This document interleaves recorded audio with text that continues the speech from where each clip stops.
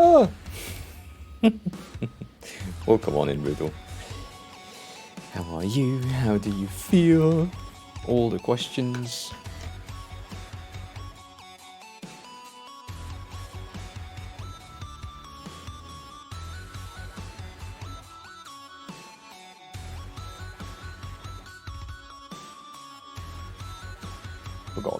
Forgot a lot of stuff.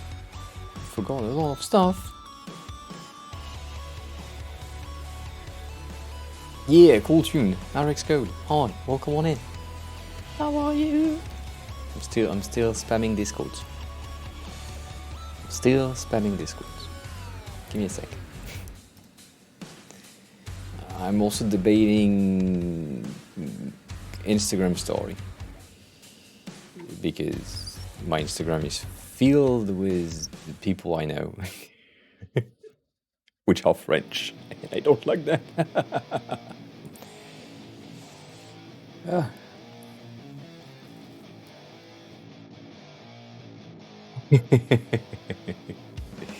Good. I'm good you listen to the VOD, Brutal. That is good, right? You had music, but we didn't have music because macOS and sound is annoying. That's the reality of things. You need to start. So let me just straight up come here so we can check some stuff out. Now that we know that your stream is viable with no camera, screen capture, and an overlay, right? So we know that this is working. That's good. We now have the ability to say, okay, let's add a second screen to the Mac while I'm streaming just to see if there are some like different thing going on, or if you didn't lose so many frames. On my side, you lost 27, 28, I think.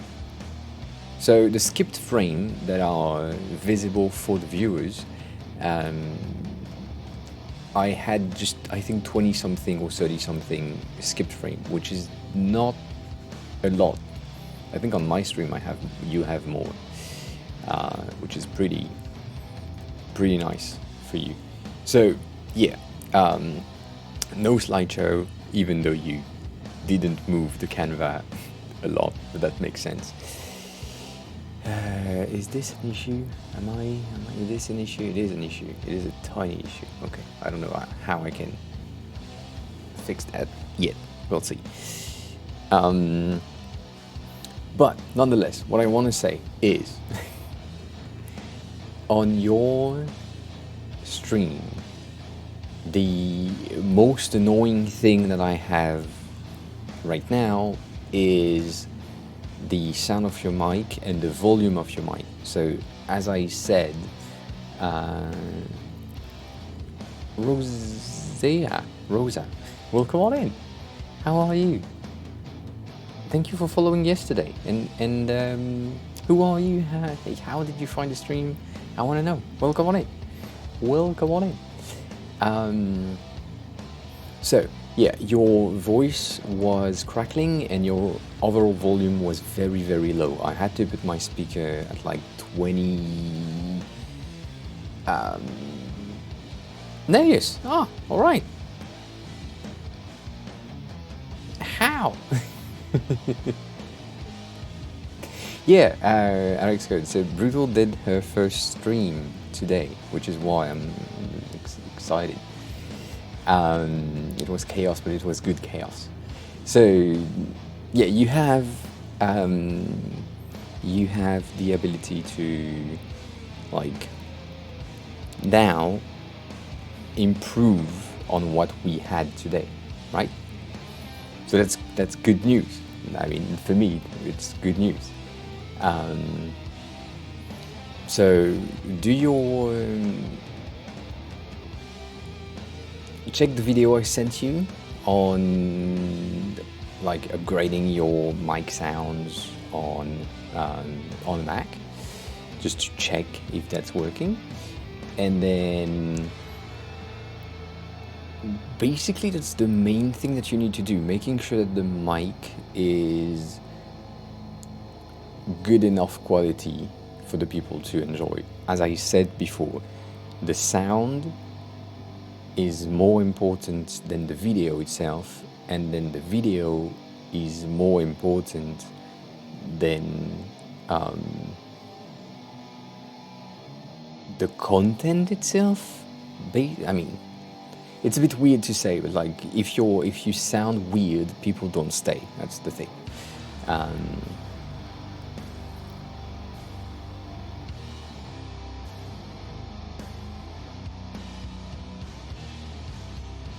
I speak too fast?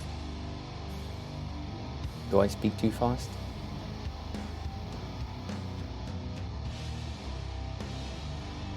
Oh no, you mean the video, the man I said, yeah, you speak fast. I don't like the way that he speaks, but it's the first video I saw with sound on macOS. That's the thing.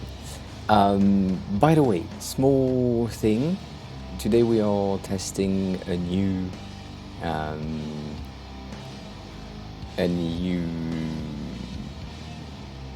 music provider, so it's not Spotify, so I'm paying for a subscription to Epidemic Sound, which is giving us a lot more variety of things compared to the usual Stream Beats. Even though Stream Beats is great, they don't have enough music that is close to what I like, so I do think it would be better for me to invest. So I invested.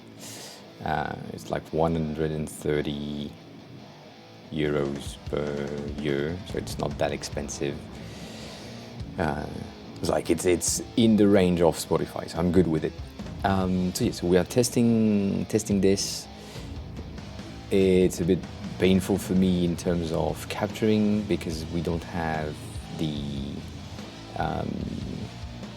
cover picture, and we have this heart and more buttons that are useless on stream, but I can't get rid of them. So we need to keep that, and then yeah, that's the basic thing.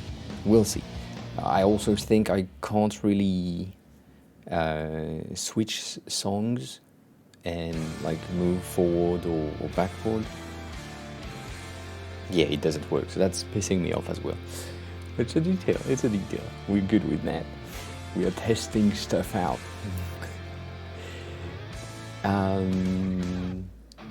And yes, many things happen. Yeah, the first one is one of my favorites so far.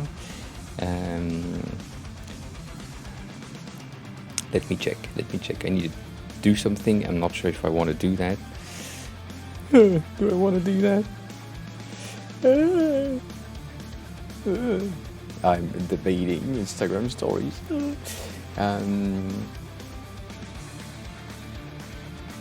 Yes. So,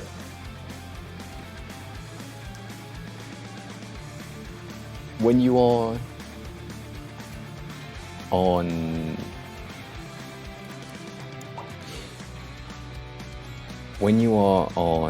your computer, you need to go into here, which is dashboard.twitch.tv/u/your handle or Brute Martyr, and then Stream Manager will be the first one that you pop in. And so in here you have this button, which is either the icon or the text version of it, which you can see on the PC, right? So text version like so, not text version like so. Here you have the ability to see your chat, preview of your stream if you want to. If you don't want to, you don't need to. Let me check. Can I do that? Can I do that? I can't do that. Should I do that?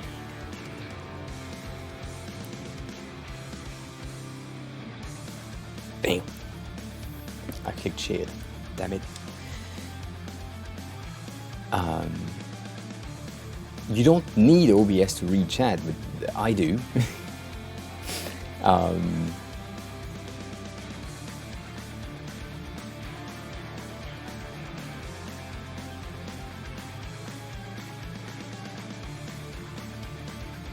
One second.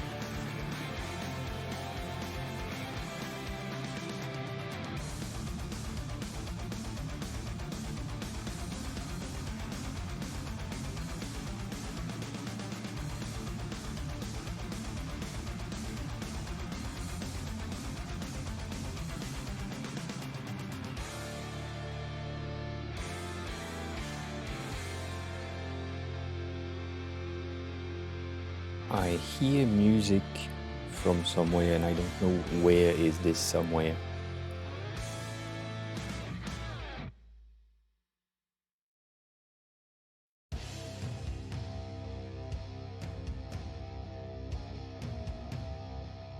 Thinge 3 Court 4R is now following. The injector will call in. Thank you for the follow.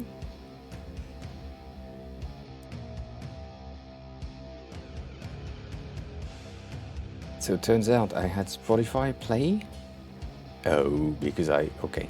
So I did a weird ass thing. Okay, fine. I figured it out. What the fuck was I about to say? Let me catch up with stream. But yeah, no, the injector, welcome on in. How are you? Who are you? How did you find the stream? All these questions. Yes. That's what we are talking about.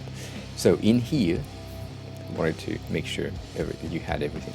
In here, you have the ability when you click on this to change the title of the stream. So that's what you do. The notification text goes here and the category in which you are streaming. And then you can add your tags and all that shit. And then you click done and you're good, right? So that's one version, one option of how to do things. The other option that you have is to use OBS.live, which we talked about before. I think they have a Mac version. Yes, they do. So you use OBS.live, which is a stream element version of OBS. So basically it's just a plugin on top of OBS that gives you... Can I just download it? You know what? Let's see if it works. Prior to start streaming or during your stream, you sure this is what you got? So if this is what you got, that's great. I mean, you don't need more than that. I mean, you can do it after. I can change the title of the stream now. It's working. It will be fine. But yeah. Like you don't need to do that before or after or during or whatever. Before is better because it will be linked to your VOD directly rather than not. So yeah. Let's start OBS live just to check. Yes. What did they want to do? Yes, okay.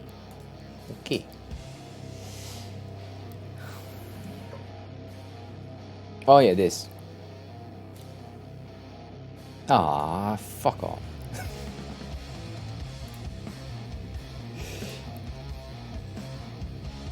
So, let's go back. Check automatically. I think I need to do that, which means I need to go here just for a second. The fuck is my password? You think I have big screen? I don't have big screen. It's a 24 inch, which is, yes, bigger than yours, but 13.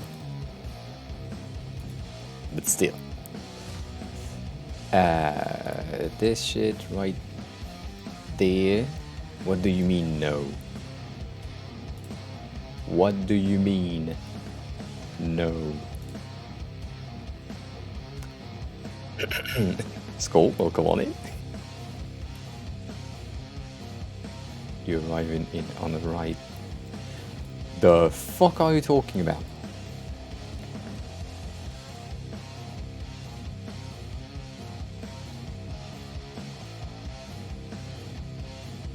Why is the command V not working? The fuck?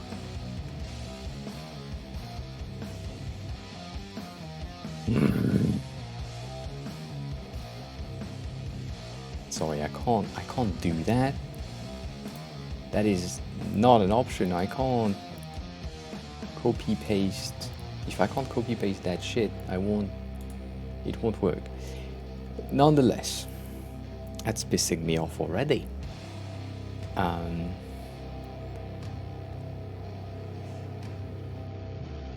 mean, it usually works with a copy paste, which is what I don't understand. With the gold label, welcome on in.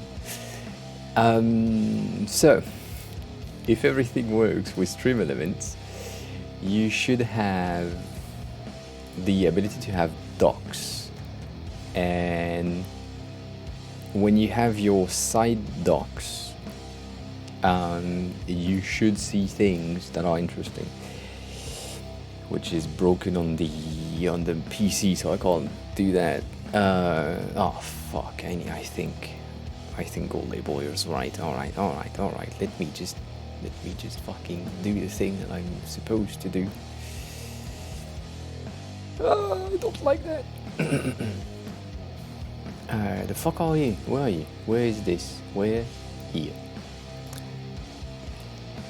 So if we do this stream element, login, stream element, can't it just fucking do the thing properly?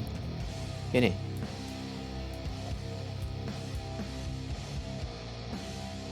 Let's type. Let's type, right? I am fucked for sure. Specifically because it's generated password, so I can't like remember everything, and it's fucking annoying. I wish it could have worked. Typing is not what I used to do. Oh fuck, it's on the other side. What is my certification code? Please tell me the certification code. Right.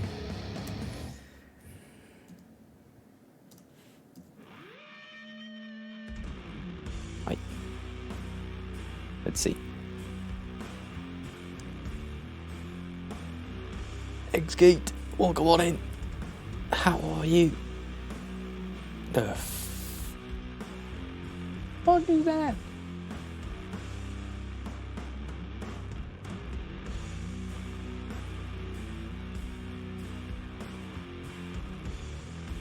We got something. No, it's not. It's not the one for today. It's the one since we started it. Nonetheless, I got the thing. I got the thing. Brutal. Right?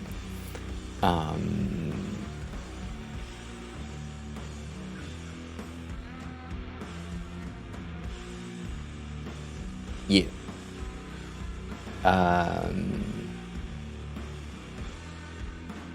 So here you have your chat, right? That's what you got now. All right? You can go into the cogwheel here and then go into chat appearance, and then if you need to have it bigger, you can make it bigger, right?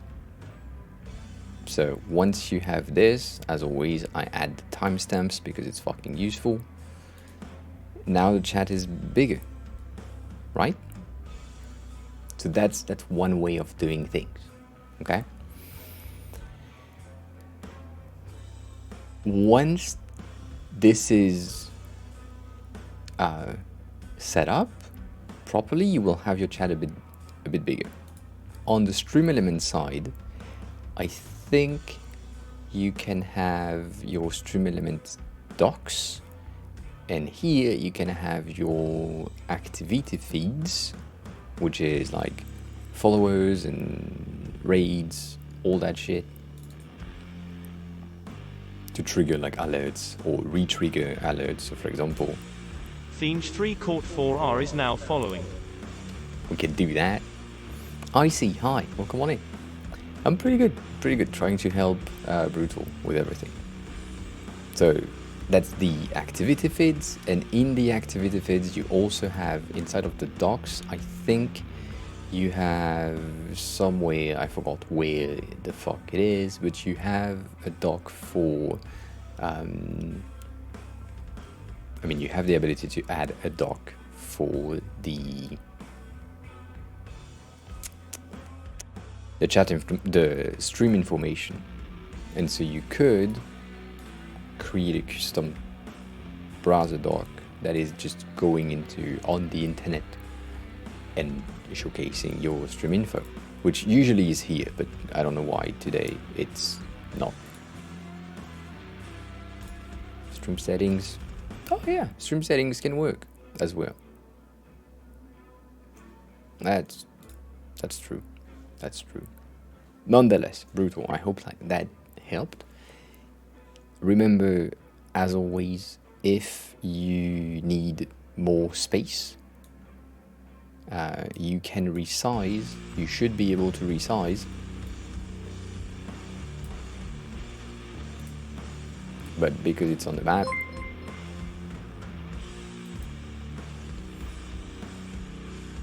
Stunny, hi, welcome on in. How are you? It's working today.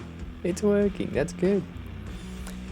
I mean, it's on the other side, by the way. But yeah, Stoney, how are you? How was your stream? How is everything? I hope you're good. All the things. Welcome on in from Stoney. I'm Away, the helping designer. If you have any design needs, feel free to ask me. I can help. That's my goal. Yeah, welcome on in. Welcome on in. It looks pretty good. I like the fact that it's on the other side. Today it works. Like the fact that the name popped in. That's pretty good. That's pretty good. Took me a bit of time to work, but now it's working. I'm happy with that. Yeah. Yep. What else? What was I about to say? Oh yeah, this. So your chat docs, usually you can resize them, and I don't know why today I can't, but yeah, if your screen is like smaller, you can have your thing smaller, and then I believe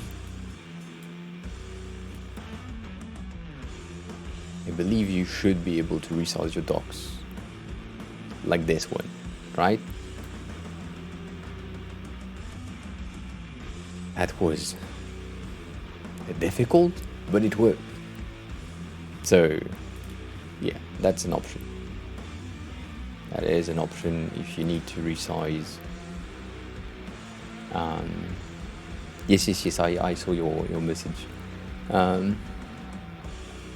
But nonetheless, Brutal, what I wanted to say before I started to go on to the Mac OBS is, I'm proud of you for starting the stream, doing your first one. That's so nice. So congrats to you. It's the first thing. Second thing is, now that you've started, and as I said in the beginning, the only thing that you need to do is add slowly tiny things. So next streams, I want you to have your second monitor plugged in and see how the stream is behaving. That sound is louder than the rest.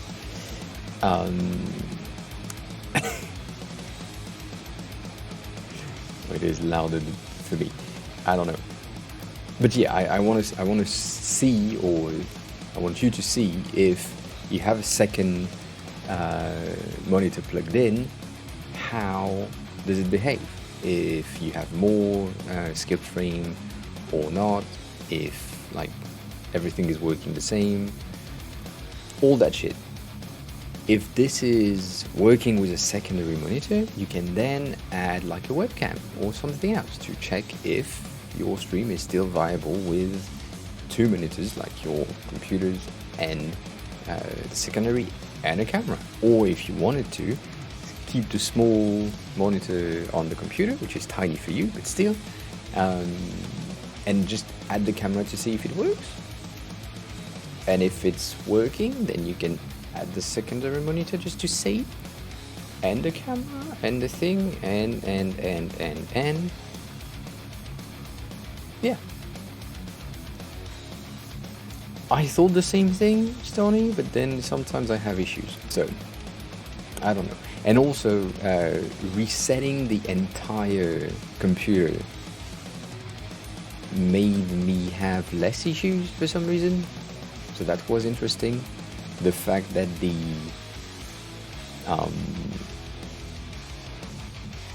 fuck is called?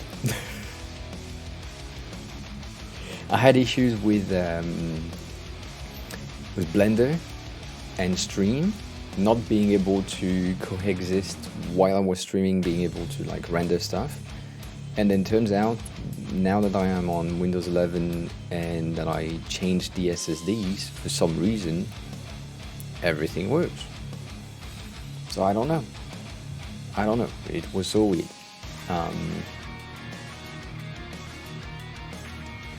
Do all the upgrades, brutal, always. I mean, get rid of stuff on your computer. You need to. You need to. 1 second.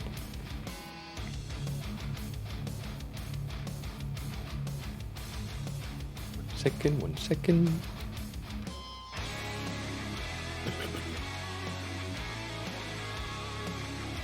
Damn.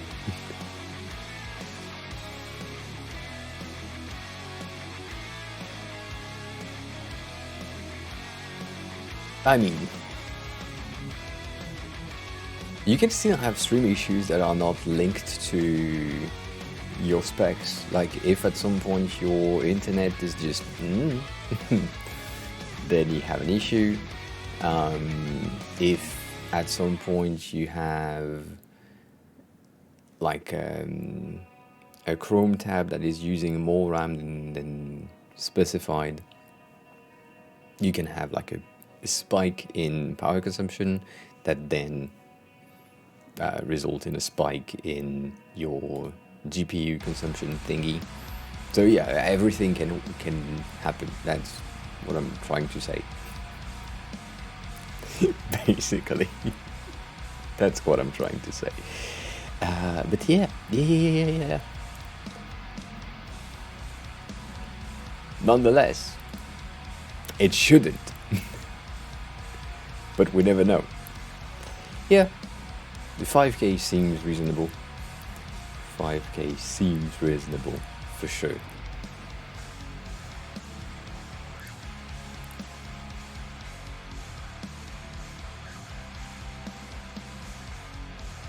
I mean,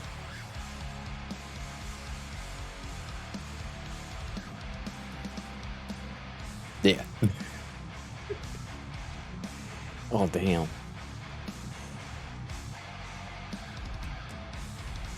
Damn. Nonetheless, we have news. I have news. I have stuff. New stuff. News. Right? UI Flow is a tool that was in closed beta for the longest time, and then this morning they sent me an email saying that I was part of the people who can test it out. So that's interesting.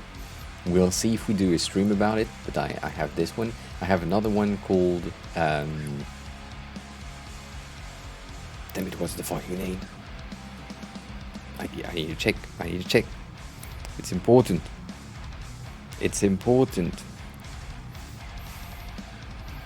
It's highly important. What's the name of the thing? Play. That's why. So Play is an app on the iPad and iPhone that gets you or give you the ability to create apps directly from the iPhone or the iPad using the basic components that are system components.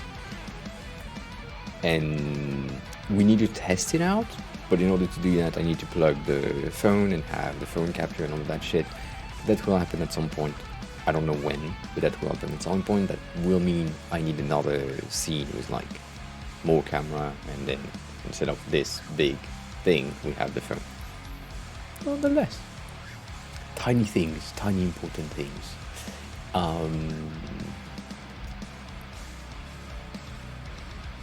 It's not twerking. It's good. It's working. It's twerking when I have my hands in front of the thing, and so when I'm moving stuff like so, it's doing some tracking. Nonetheless, I was working on some Instagram stuff earlier yesterday. And so this one is the one that I shared, the story that I shared on Instagram about 20 minutes ago.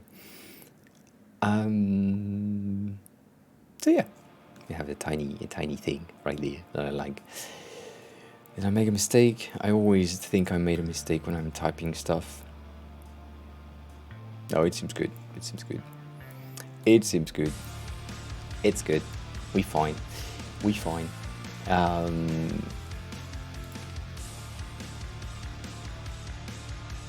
So, stuff happened. We need to finish Spotbot's slate, which is almost done. I started a new thing, which is the intro screen. So I want to finish that today to make sure that we have like a base for any upcoming slates. So we have two of them. We will have one that is using StreamerBot and one that is not using StreamerBot. So the one that is not using StreamerBot will be way simpler because we will have less thing to explain. But what I want to have is intro screens specifically inside of OBS to explain how to set up things in order to have less steps in the thank you how to PDF thingy. I just want to like stop after this, right?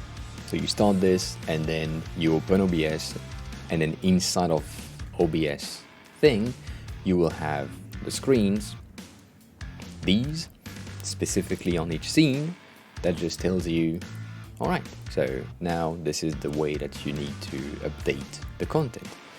So that's what I want to work on today, and I also want to show you where we at with the slate because I made some changes, tiny changes, but the most important being this. We also have this one. I'm sorry, Sake, if you're here. I took a screenshot when I could, and sometimes your face didn't. You didn't do the best face, you know. So, what we have so far is recreation of their current overlay, and there are some things that don't work, so I want to touch on that like quickly after we finish Spotbot's thing, and then we can go in it and play with it, right?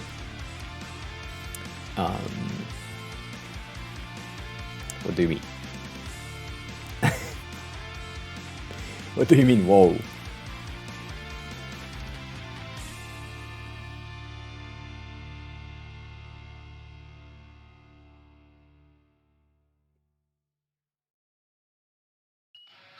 What?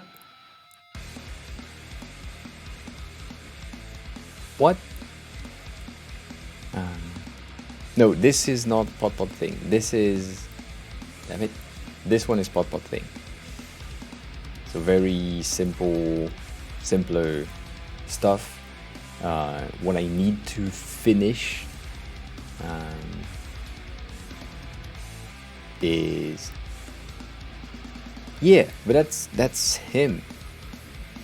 Like, he already have that much background thingy all around. So currently I just like cleaned it up and took the same layout as a base, and then in the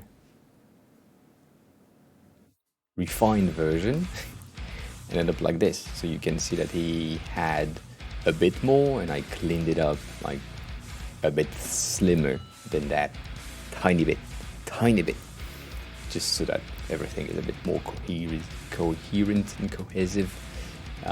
But yeah, I did the slate on OBS yesterday in like an hour and 20 minutes. And the only thing that I'm missing are the white section, which should take no time. So we'll see about that, right? That's what's need to happen. Let me check. Can I do that? Should that work? Can I? No, that's not linked, right? Yeah, it's not linked. It's not good. Health shower. Hi. Welcome on in. How are you?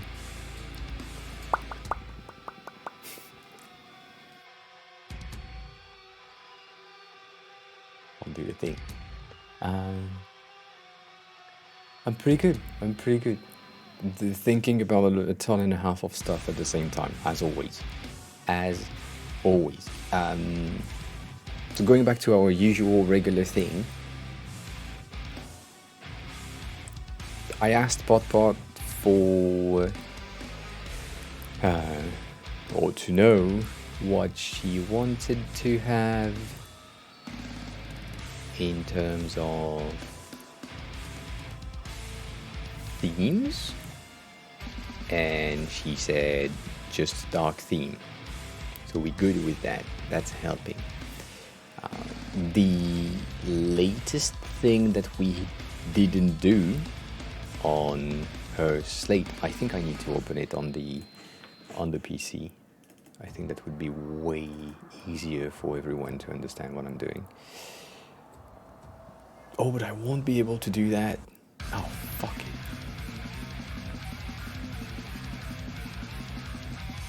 Oh shit, that's true. That's dumb. That's dumb of Windows.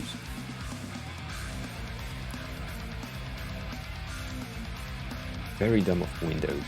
If someone here knows how to have two instances of the same apps running at the same time, then I would take that. Right? I would love the explanation. So let's see, can I zoom in? I can zoom in. That's still good, still working. Let's place you. Almost good. How the fuck did I do that? Damn it. Yeah.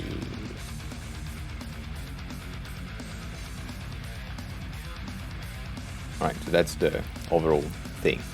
I need to have StreamerBot in two instances, because currently I have one instance that is running for my current stream, and I need to run this one at the same time, but because it has the same name, it doesn't start. Yeah, another instance of the same app. And if I try to start it in admin, it doesn't work either. And I don't know if I have an option to start a second thing, other than renaming the app, but that's never good. That never has been a good idea. So I don't know.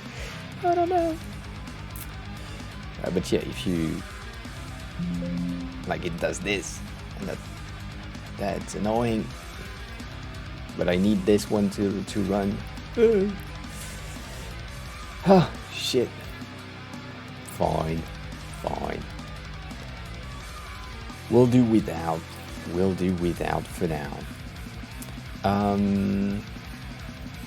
So, what happened? On Pot thing, which is this one, we have a ton and a half of things that have been made, and that's why I need the StreamerBot instances to work, the other one, because right now I can't change the timer, which is fine. It's fine, but still annoying.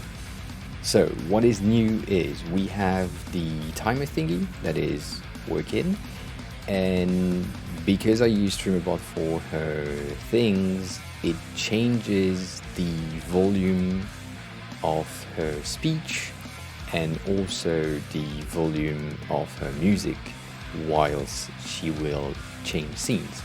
So for example, with StreamerBot enabled, if she goes from starting, which is a scene where her mic is muted, going to chatting, then here the music will go like half volume and her mic will be unmuted. So that's one thing. And then if she goes into working, then the music will go up in volume, so 80%, and then mic will be muted, and the capture of the fireplace or the beach or anything will also go up in volume. If she's presenting something, same thing, mic goes up, music goes down, fireplace goes down as well. On the BRB screen we have, the opposite, but the mic can stay on if she wants to. And then on the ending screen, I don't know if she needs the mic, but that's the same thing. Music goes up and mic is muted. So that's the overall changes that happen. And she said we only need dark mode now, so that's helping a lot. But I also want to try to create a theme generator for some reason. I have my reasons. And so currently the only thing that is themable is the bar at the bottom. That's the only thing we can play with, which is the alert bar, right? That's the main thing. So we need to see if that's an option. If yes, we can create something. If not, we can create something else. But if we keep, the only thing that is a bit annoying is the text being not editable easily inside of OBS. Like the color of it is just annoying to change. You need to go inside of the text layer in order to change the thing. So that's not good. Oh yeah, also I didn't talk about that, but the date and time are live and updated live by the system, so she doesn't need to do anything. She will have everything working. The only thing that I need to work on is the rotational thingy on the right side and the center part with the alerts, but that's a bit on her to create, define. So yeah, I think I need to create something with the messages in here, and yeah, that's the main changes that we need to have. The audio is good. We have the audio of everything working usually, and then all the scenes are placed properly. We have the chat that is resizing itself depending on what we're talking about, so you can see how here it's cropped on the top and here it's not cropped on the top, right? Easy changes. And yeah, we have most of her things done. As you can see, the backgrounds are pure black, and I kind of want to have this other color thing potential going in the background. So we'll see what we can do about that. Yeah.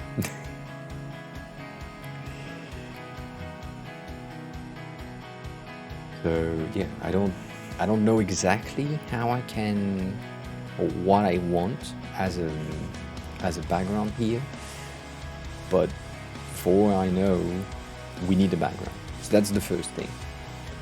And then as a preview, damn it, as a preview, because we talked about it before, we have this one. I think it will be misplaced as well. Fine, that would seem like a good option to be misplaced. Placing you here. It was my computer, not yours. And so this one is the Sakai one. So that's the third one. We have the main thing, as you can see, it's very, very similar. So the difference here is that we have borders around everything. So we'll see what we do. We also have the animated background, which is from Sakai's stream, and that's what I don't like. So here the chat is like crossing the entire screen to go to the other side and then stay there for like everything basically. So I don't really know. I mean, I think it should be better if we moved the chat on the other side, like switched the entire thing. I don't think so, because it will be a browser source like the alerts. I think you will be good. I would, however, recommend you to do just one with everything rather than multiple ones like the thing that I'm doing. So for example, here we have one browser source here that will have the chat. You will have another browser source under it probably, and then on the focus press thingy there is a dock at the bottom that also probably will be a browser source. So all of that things, like yeah, it is possible. I mean, adding just a browser source is like having Chrome running at the same time in the background. That's okay most of the time, depending on your computer. But yeah. So yeah, the Sakai stream is almost done. As I said, the only thing that I need to work on are the two docks that are here and the bottom dock, regular bottom dock. That is way bigger than any other. Chat as a source is very useful when you're on mobile. That's the thing.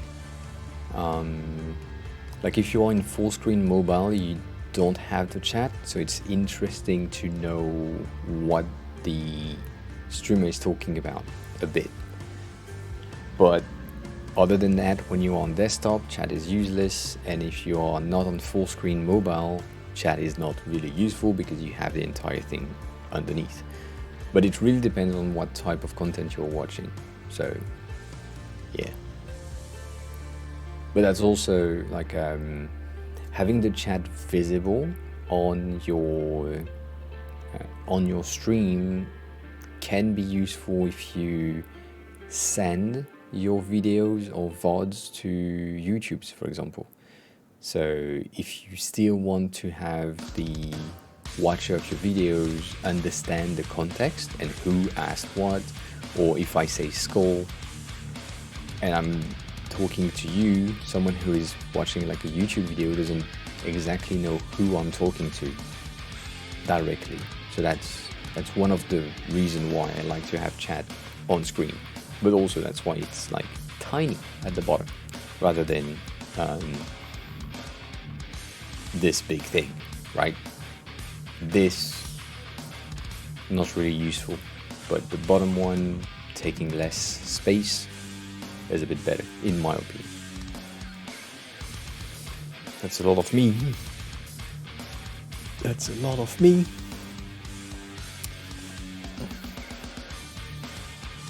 Yeah, chat is useful-ish.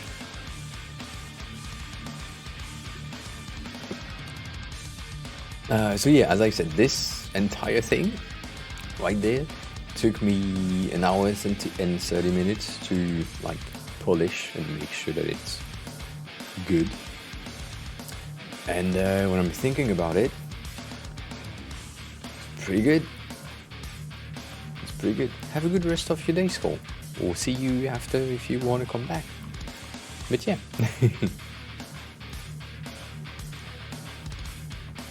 Yeah, Alex Code. It's like when you know what you're doing, it's faster. That will always be the case for anything. So I started with the Slates 0, which already is like a bump in productivity and speed at which I can do stuff. But yeah, overall pretty fast yesterday. Not gonna lie, pretty fast. I'm happy with it, but pretty fast.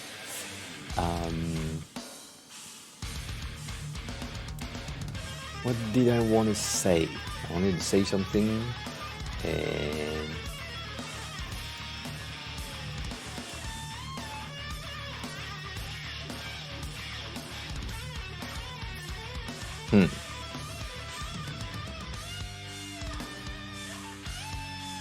I didn't do dark mode yet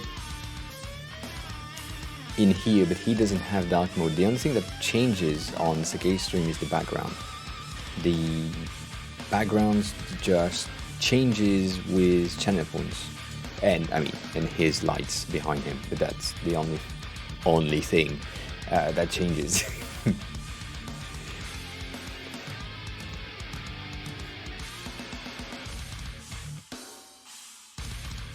That's much better.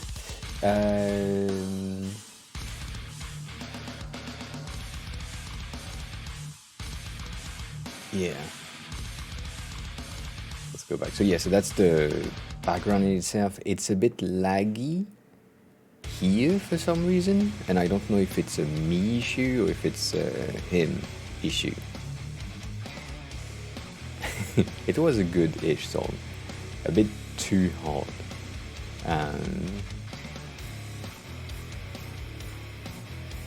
Bit too hard. It is louder than my voice. Do I need to go here? Is that better? I don't. Yeah, I think it might be a bit better, but I'm like very, very low in terms of volume. I don't know. That's much better? Okay, good. Sorry about that. I didn't know. Yeah. So yeah, that's the Sakei's one. It's a bit like laggy for no reason. I don't understand why.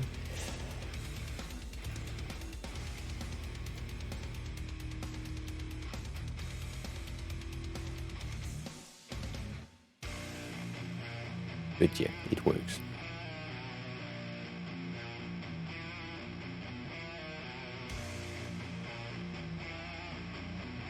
Yeah, the gig. Oh yeah. Yeah, I get that. Nonetheless, even though Brutal, I saw that's a comment that you want to have. You want to have exclamation mark nonetheless in chat. Might happen. I don't know if I want to. Maybe, potentially. I have no clue. I know I say nonetheless a lot. So yeah, let's go back to pot things. Way better on brand. So 0 is done, 1 is almost done, 2 hasn't started but it's still here, 3 is kind of done. So we are going faster than expected, which is good. Which is way better than expected. Way better. This thing is just too deep. Too fucking deep to find OBS. Doesn't make any sense.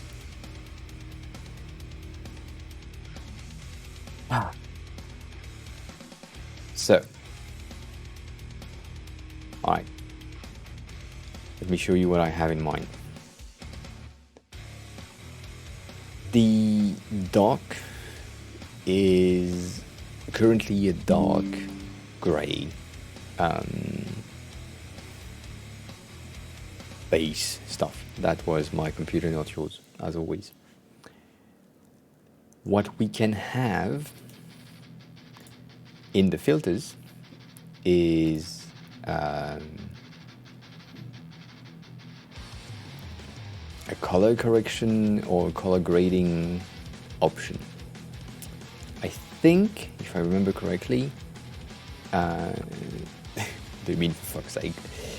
I think your computer doesn't do that sound. That doesn't make like. But yeah, what I think we can do is in this, as you can see, we could have like a change in overall like color of the dock, and as long as we keep the gamma or the overall gamma to something a bit low, and instead of having them all very high. So I think if we like go down in everything, we'll go to pure black, and if we go to very high on everything, we'll go to something very light. So we kind of need to make sure to have them like at 0-ish. But yeah, the only thing that I don't like about this one is we have a ton of different sliders, where I think it would be better to just have a hue change. So instead of color grading, just a color correction, which give you like gamma to highlight or darken the thing, and then instead of saturation, we can have a hue shift. Let's do I do that. I up this. We could maybe doesn't work, of course.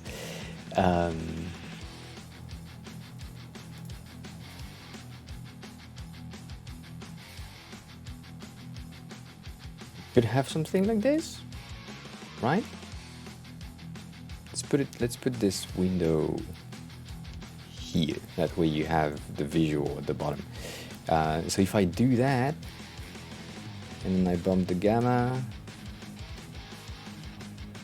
I can bump it pretty good while still having.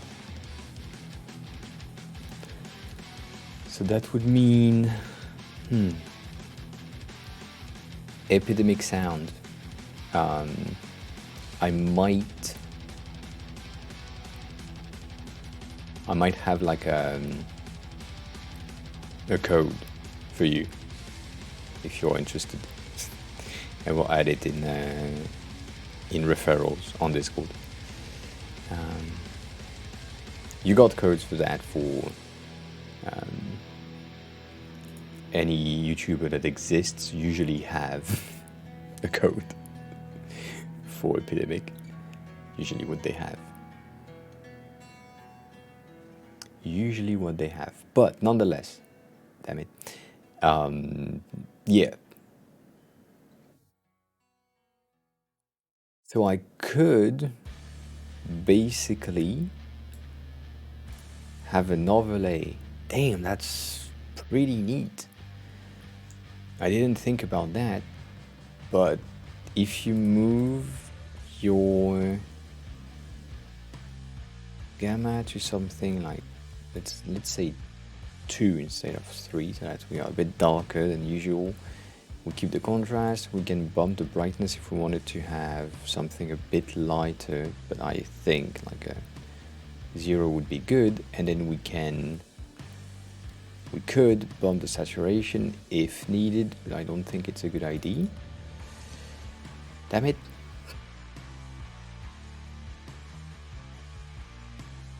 And then the only thing that you need to do is define your themes, right? So you predefine things like this.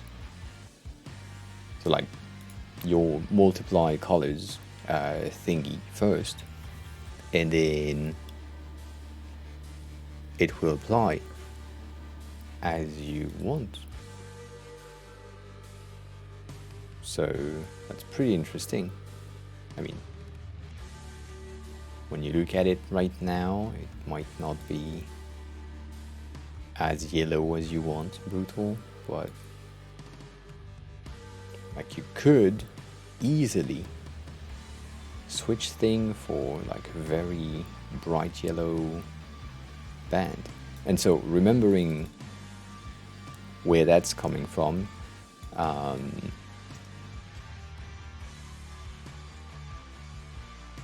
if I go to black, no, black is not, I think white doesn't do anything. White in multiply doesn't do anything, and black in add doesn't do anything. And add changed the thing entirely, and white is not affected. That's interesting. That's good to know. So it might be better. Add might be way better if we have white content. So that's a way of having themes, colored themes, on your streams.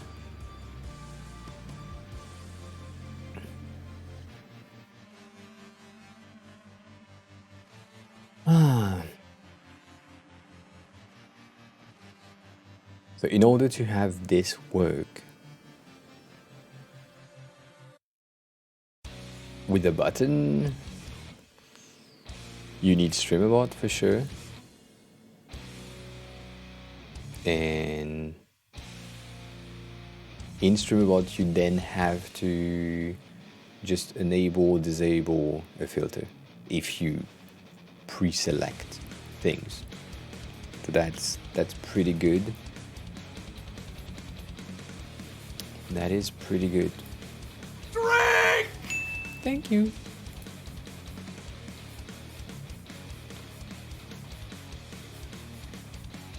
I don't remember to drink. Let's get rid of the color correction thingy, just for now. And let's make sure that we have everything. So, if we say that the basic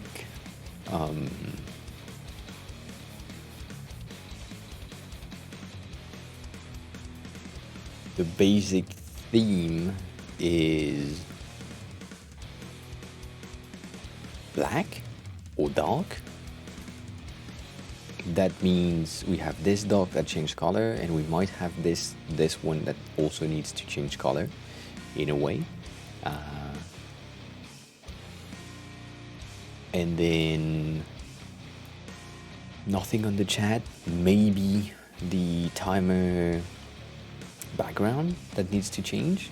On the working, we just have the chat here, or the card that is here, presentation, nothing changes. Oh yeah, also I did that, but it's not available here. And In here it's the same thing, so the time background. So in terms of lacing for how things to work, it is one streamable action with everything, and it changes color, and we keep the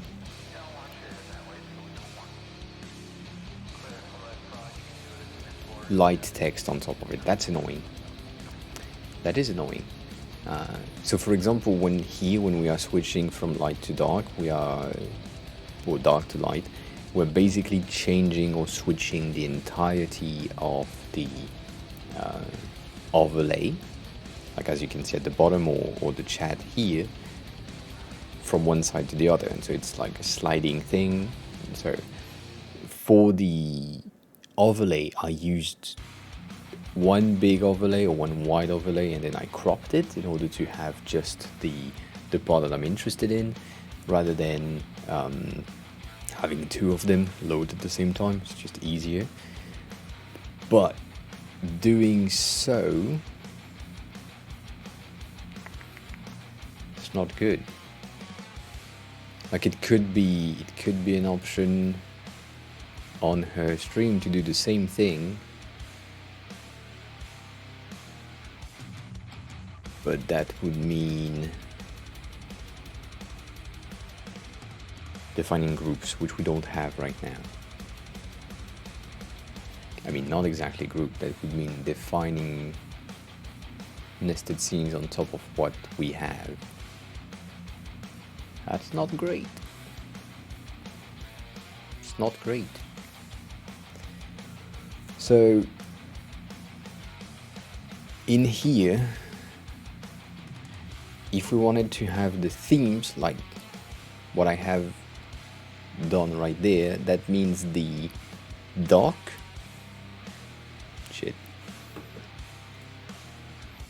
the dark right here needs to be a nested scene, a specific nested scene that have a rotation.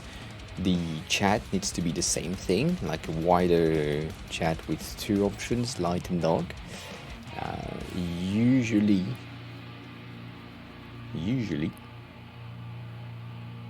if we do the same overall layout like I did here, so currently what's happening is we have the dark, we have the alerts that is on top of it, which currently is blue, and I don't like that, but that's just for OBS sake. And then we have the date and time, which is a folder. So that would mean having another folder with the same information inside of it, but that means duplicating the fucking scripts. It is annoying. Like the script thingy on OBS, the date and time. Like, I don't understand why you can't like define the same script for different thing and you need to duplicate them. That's something that I don't understand. I don't understand. Or maybe I'm dumb. That's highly probable. Nah.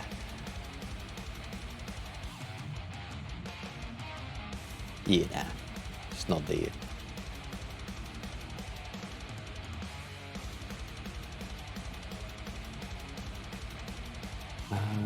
So yeah, so the last thing that we need are the alerts. I mean the alerts. The browser source that creates the alerts. And I think Pot said that she wanted to work on that. So that would be good for me. And also, I took a look at how she is behaving using her block on her stream. So I think she's live currently, I believe.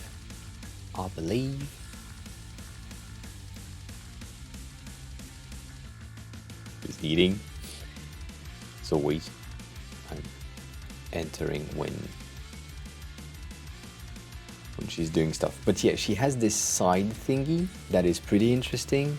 And the way that it works is the special event news thingy that she has here is a block of text that she edits by hand. And so it's a GDI text from OBS directly on top of her thing.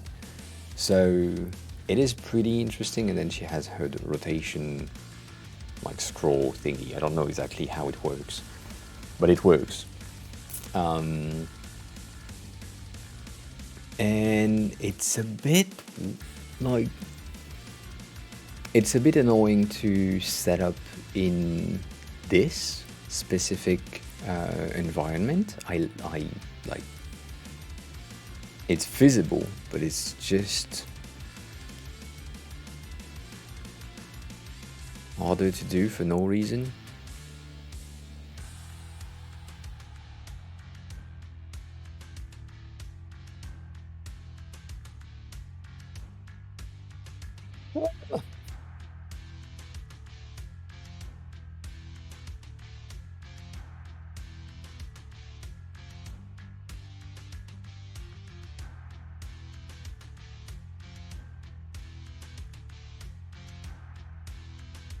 Yeah, it doesn't make a lot of sense. That's the thing. Specifically because of how she has everything working. So we have the scroll thingy that is what she's doing today and like her to-do and the thing that she is working on, which makes sense. But then here, this has been defined as her chat. So if we just put the chat here, then she loses a lot of content, and specifically when she's working, because this element is like resizing itself a tiny bit, we are losing the top section. And so on her thing, the top section is where she wrote stuff. So that's no good. That's no good. I don't exactly know what would be best for us specifically to make sure that we have something that is coherent and work with everything that she has. So that's the first thing. And then second thing being like background. I need something for the background and I don't know what yet. I think I have like a video loop of somewhere, somehow, something, and what that means is, let me just replace this almost well placed. What that means is I missed or I forgot nested scene, which is bracket n, and that is backgrounds or background. And so in here, same thing as usual, we have the source toggler that is, as always, enabled in the nested background. Like we need that. We need that at all times. So source toggler, for anyone who doesn't know, source togglers give you the ability to just have one element visible at all times. So in the timer thingy, if I were to toggle one, you can see that the first one is or hiding itself. So that's helping a lot, because the timers are starting when they are visible. So if I like start the 7-minute timers, it's already like turn on and start to count down. So in here we need the same thing, and we need to define what type of backgrounds we want. And I think I want a media source, which is video.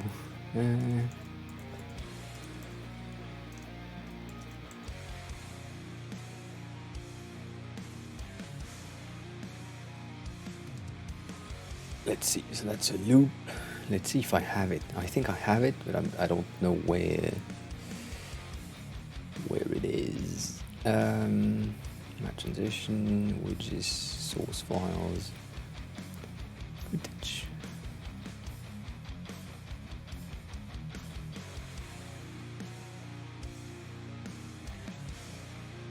Yeah, I mean, we can go with this one, but that's fucking big.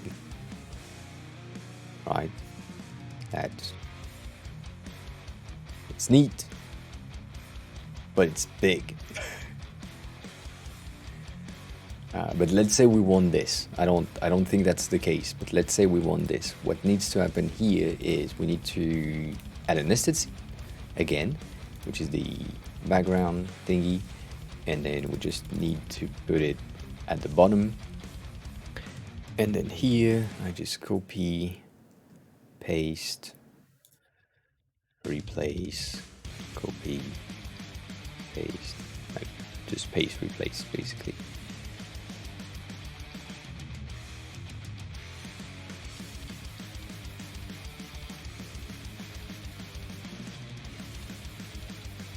And so what that means is now we have this animated thing in the background that because it's the same name in every scene and it's the same element in every scene, it's staying animated behind it, right? So sometimes it's hidden because there is too much content on top of it, and sometimes it's not.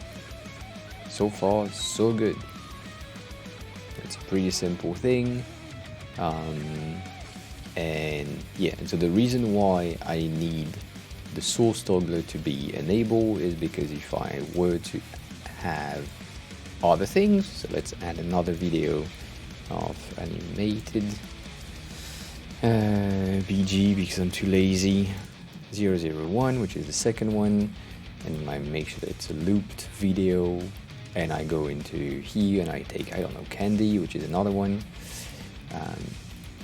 If I were to enable candy, I want the other one to be disabled in order for it to not be visible, right? That makes a bit of sense.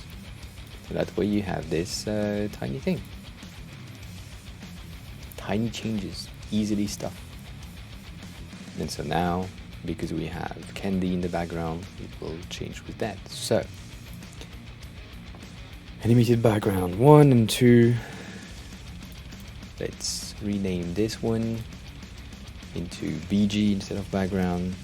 That way we have the same names, or the same way of naming things. And I still want to find another thing.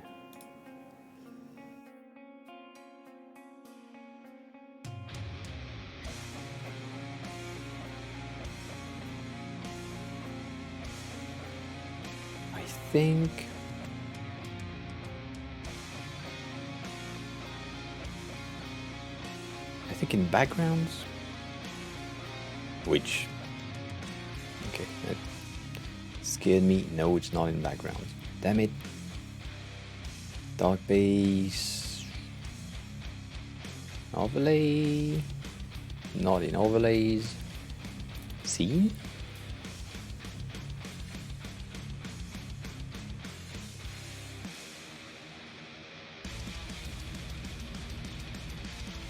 Oh, this is pre-made stuff. I forgot about that.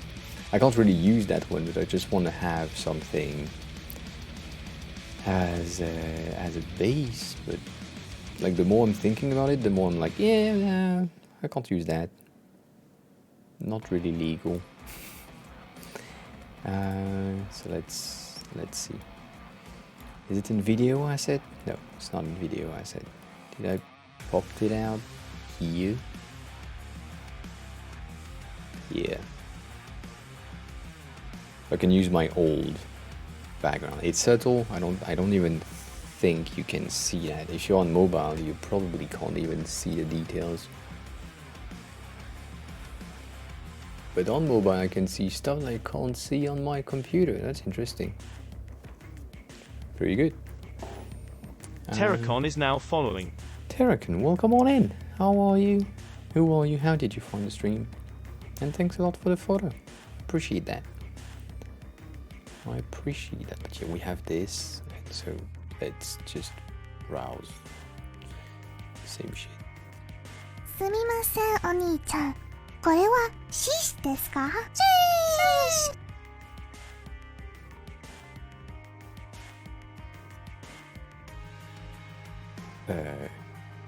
What the... There.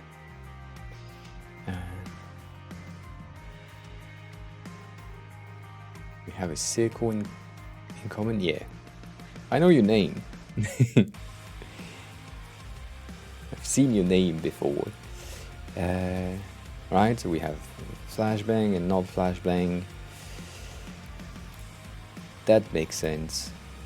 That seems better. I can't really use that, but that's fine. That might be why I recognize your name today.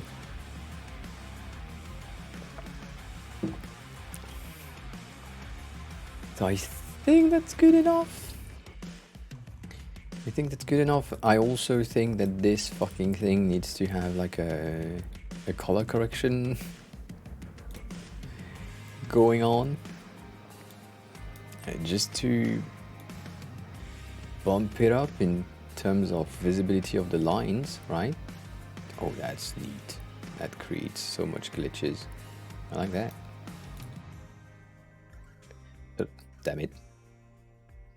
So changing this and then potentially having a bit more bright thing, like a point. So it's a 0.01. Right, that's what they say. Oh, dang.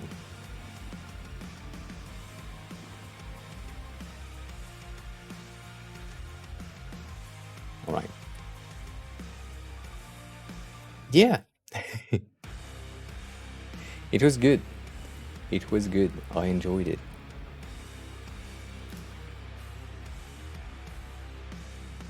Right, now it's a bit more visible.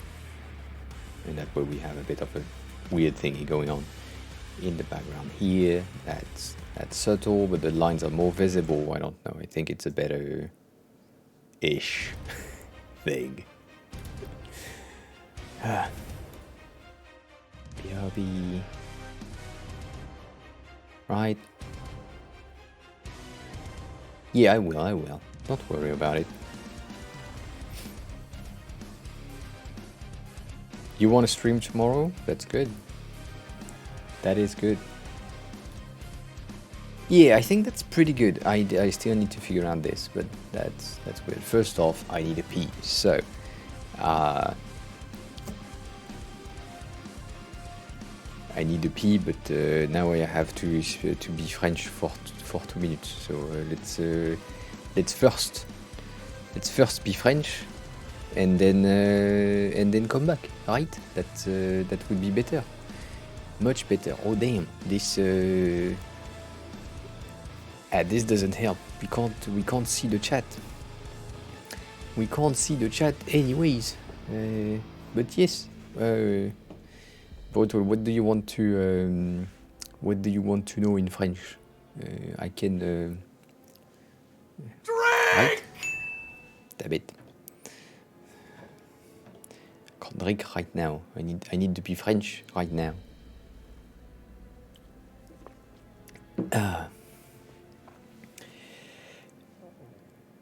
Why does air server does not work? Air server is a bit annoying, but on your iPad you need to change the thingy at the top.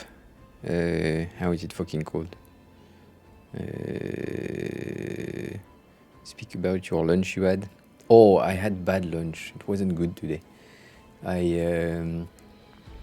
So when I order sushi, right? That's what we do as French people. We eat sushi, specifically in Paris. I order a tiny bit of rice on the side, and it's always to make leftover rice the next day.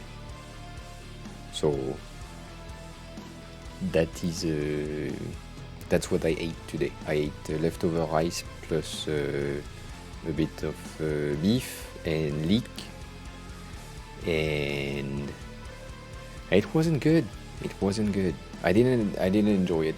It wasn't the best thing that I cooked in a long time. So I don't know.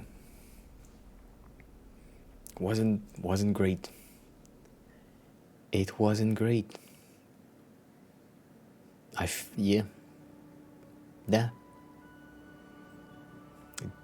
It tasted not good, and if I'm out of sync, is on your side, probably.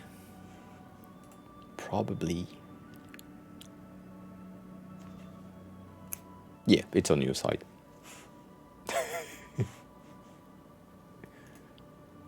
Right? Yeah, it is. It's fine on my side, but yeah, I need a pee nonetheless. I'll be back in 2 minutes.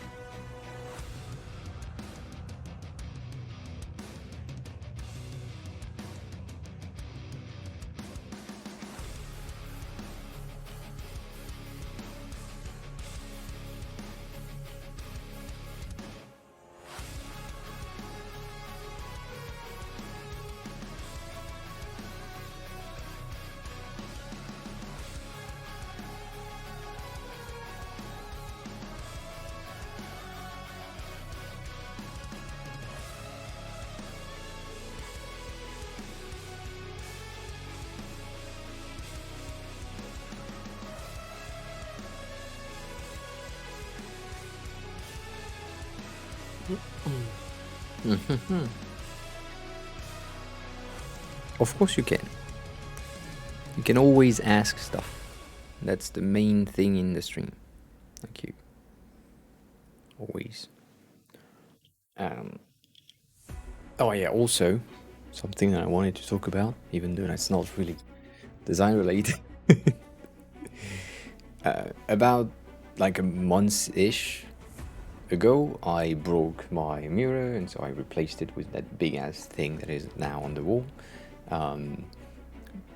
But I think when I broke the mirror, I woke on a shard of glass, and I think it's in the heel of my feet, my left feet. but it had to cross all of the hardened skin that is on my feet, and now it made its way to the fleshy side, and so I've been knifing away my ear earlier today, which is not great. So I walk funny, walk a bit funny. I won't send you picture of my feet. No, you need to pay for that. You need to pay for feet pics. It's not free.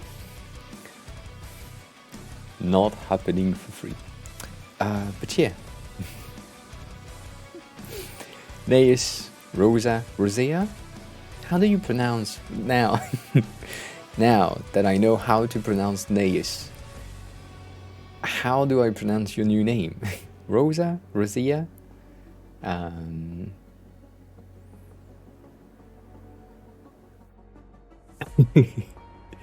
Yeah, I mean, but now, because I think it's like nothing, like a tiny shard of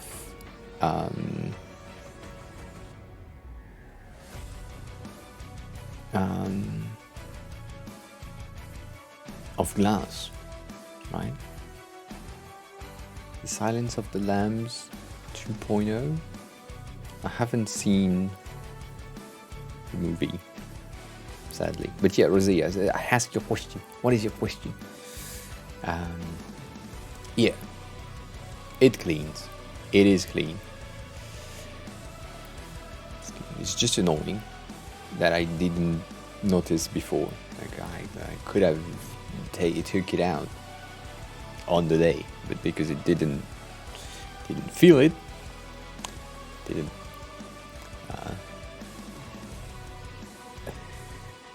Hubble redeem? What the fuck is that? And also, I've cleaned some part of my flat yesterday, and I found this, which is a prisoner, which is what we used to work on when I used to be a mechanic, and that's some type of things that we used to do. So this is a piece that is like built. It's a messed up one, that's why I have it, but like it's everything is made at the same time, and the thing that is inside cannot come out ever because of the way that it's built. But yeah, that's what we used to do, or work on at least. Yeah, it's really interesting. Was really interesting. I don't know. Yeah, that way I can show you more stuff. But bread and wine, welcome on in. If you want to look at her first logo with no experience, yeah.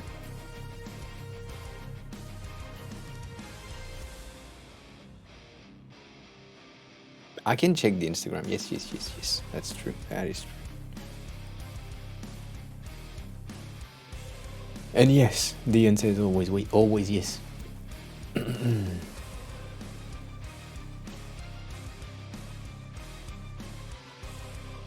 And Bruto, I don't know the word hobble.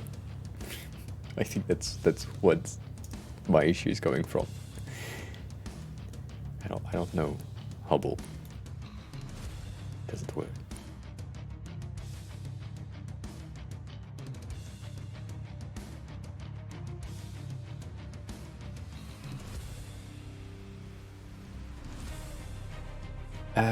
So where the fuck are you?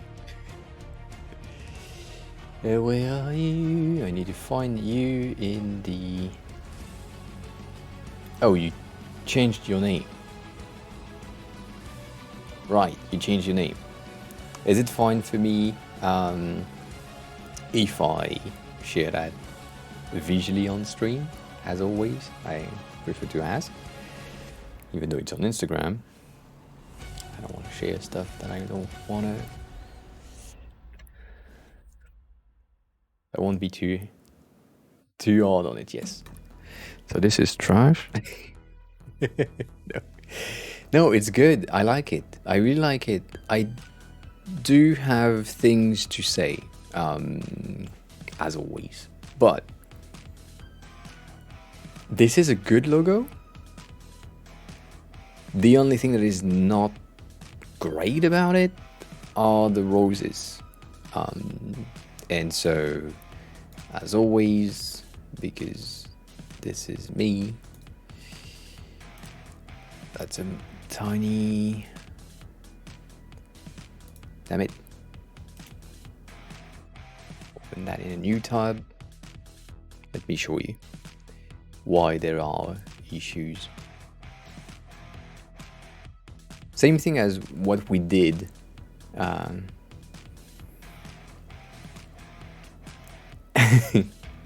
then why we enjoy it more often. So your logo is here, right? This is a 1000 by 1000 square. So of course, the details of the roses and everything is visible. The main thing that I don't like about those overall changes is the fact that when you go into like a half size, like a 500 by 500, right?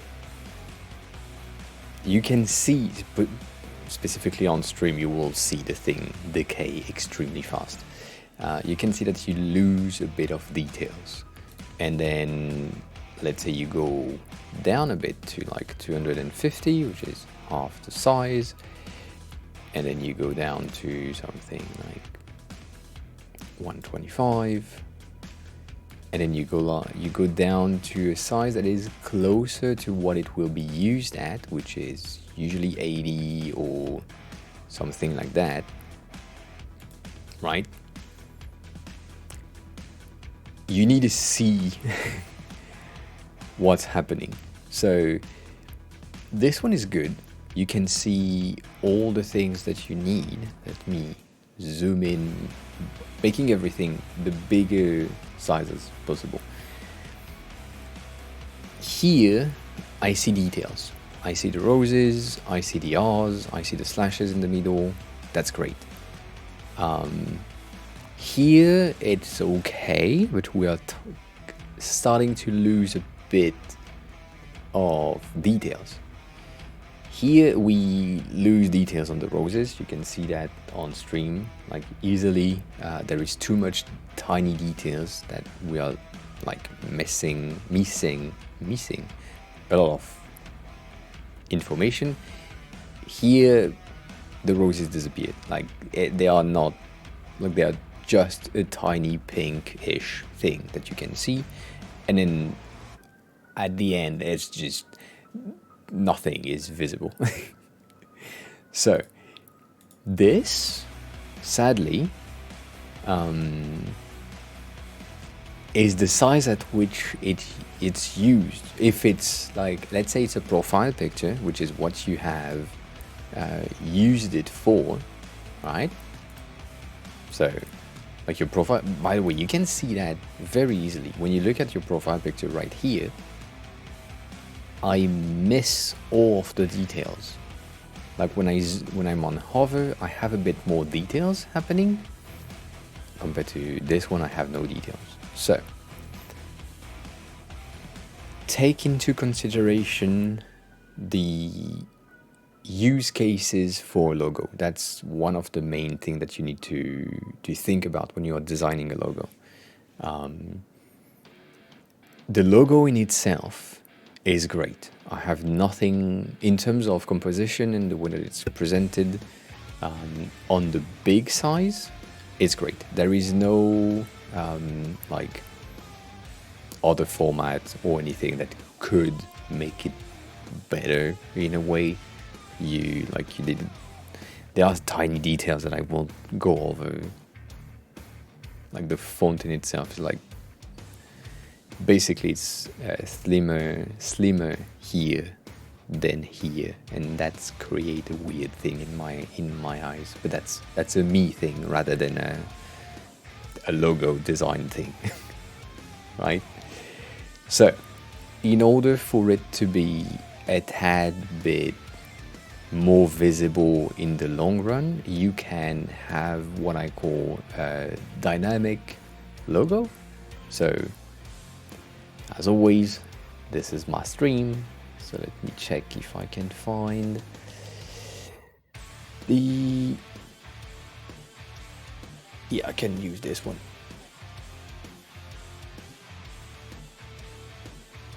Right, so for me, if we were to use this as a base, I would have basically that, and then we resize to this.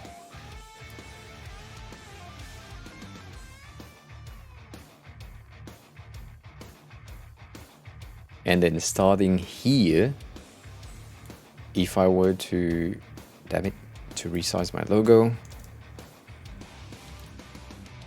make it in black so that you can see the things. Even then, here it's okay-ish, you can see the details, but difficult, right? So if I were to go here, what I would do as myself is getting rid of all of that and making sure that this is taking over here, and then in the next one I'm doing the same thing. So I'm just keeping the A, and so in terms of visibility and readability over sizes, right, you can see how starting here I'm losing a teeny tiny bit of details and readability. So in order to compensate here, I'm yeah, it's an adaptive logo, yes. That Kid Neptune, welcome on in, by the way. But yeah, exactly like an adaptive logo. So if I were to resize it to be at the right amount, because my logo is simple, it's still readable-ish, but just the A is better understood, right? Yeah, but the overall logo is great. So, in order for you to have something that would work with this specific logo, what you can do is, as always, zoom in. Specifically here, this is just the visual part of presenting your logo with a lot of space around it, which makes a lot of sense. So you don't need to do anything about that. But let me get rid of my logo because we're talking about your logo. I will do a tiny thing, just a tiny thing, right? So you have this. Ah, damn it.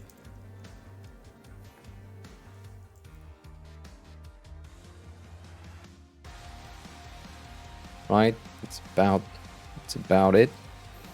So this two need to be radiusy.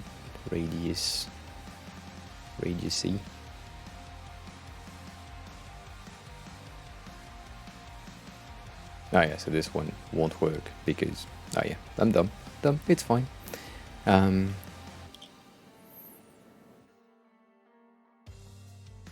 So the roses, you can simplify them.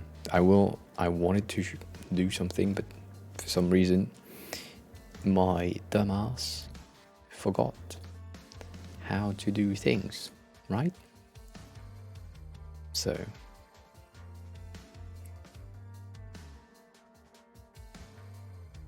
just recreating the R in half a second just to test something. So So if we have this, right, and then we just do a full rotation because that's what you did, and then you have the diagonal thingy right there. I'm not centered. Yeah, I'm almost centered. I was almost centered.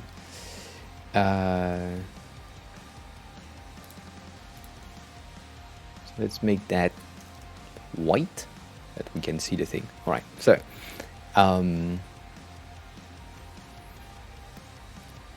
yeah, it is about the use case. Yes. If the logo is always and will always be on billboards, I mean, billboards is not a good idea. Always be in like a building, for example, like a big insignia. That's, you don't care really, but also you need to make it visible from far away and understandable from far away. So you kind of care, but not really, but kind of. So with this, I'm almost close to what you have. I think you're probably at like 20 in terms of thickness. It's not exactly the same thing. You will understand what I'm about to do. So one thing to make your logo a tad bit more readable from further away is to make the lines a tad bit thicker. So let's go to very much thicker, and then to move them a bit like further away. So this one is like 90, right? Let me just do that.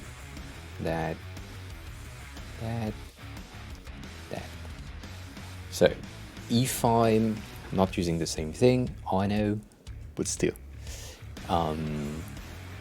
Yeah, and you can make it with any tool that you, sorry, I'm like answering your message way later. But the tool that I'm using it because it's the one that I understand and I can play with. It doesn't mean that it's the best tool in the category or the galaxy or whatever. It's just, it works for me. So that's 39, and then this one is like 50. That's, yeah, details. So if I were to use this, right, from further away, a tad bit further away, one of them, specifically on stream, if you are on mobile, you can see the difference, but also it looks like something really different. The readability of it is a bit easier here because you have more spaces in between your lines. My brain made a connection. If you are aware about tattoos and some of the rules that we have in tattooing people, there is there is a rule of trying to avoid lines that are closer together, like if you have two lines that are parallels, try to make them 3 millimeters away from each other, because we know that with time the tattoo will bleed out a bit, and 3 millimeters is enough space to have the bleed be visible but not like mushy together. So for example, like this one, I can't really show you, but you can see that it bleed out a tad, like it has like a halo thing around it, and so the line used to be way slimmer or like less wide. And it's the same thing with your logo. If you put the lines too close together with distance, the eyes are blurring things together. And so if you can see that on this one, for example, everything starts to be mushy, and the thing that you can see for me, the thing that I see, let me do that. I'm seeing basically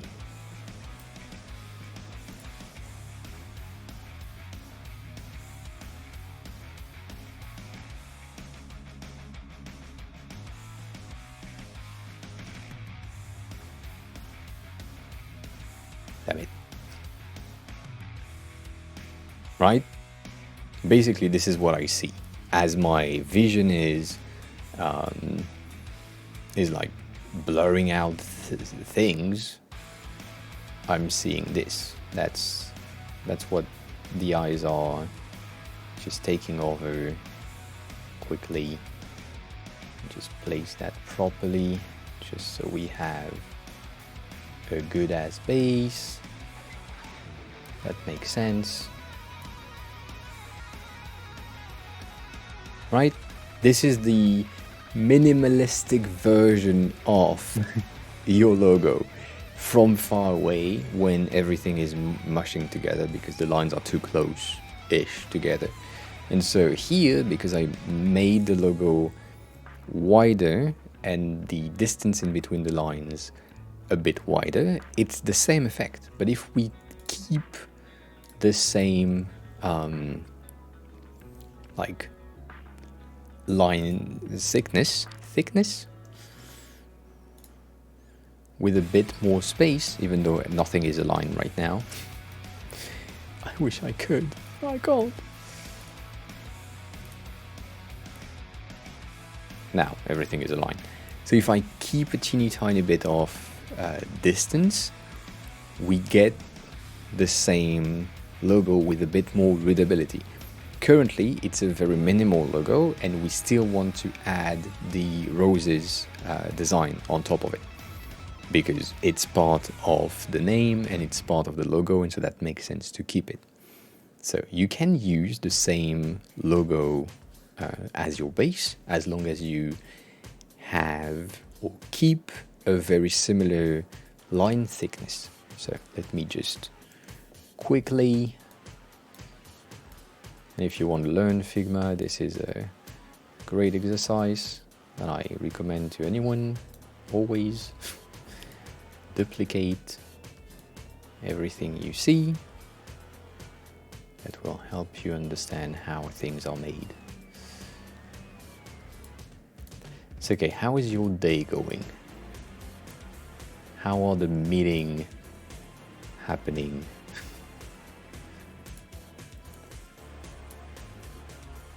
Damn it, that's a big ass line. Let me just move that a bit away.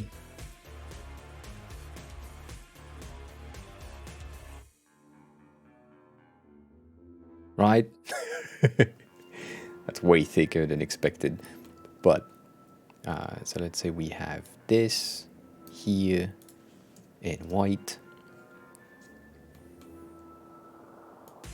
So you could, if you wanted to keep like the rotated thing, you could have this, even though this is a bit not good. I would potentially recommend to make it bigger in order for the lines to not blend so much together.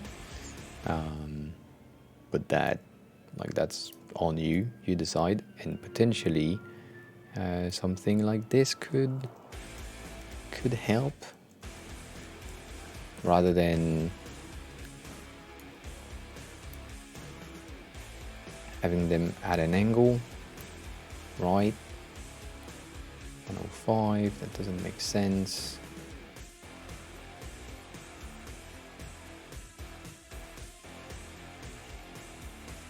If I do minus 105, ugh, not good, not good. Yeah, I don't know. I can't do math right now. That's not what I do. I don't do math. I do math. Sorry, that's a dumbass stuff. But I don't know. It's an ID. It's an ID. just having the roses a bit better, like a bit more big. That doesn't make sense. That's an idea. I don't like it though. Let's be clear. I don't like that. The other thing that I saw when I looked at this was potentially simplifying the thing in just shapes rather than outlines, if that's an option to you.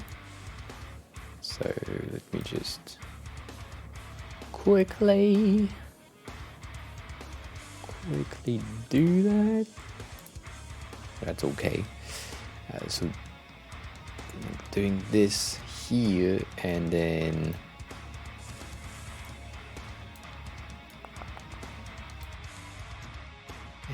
this potentially.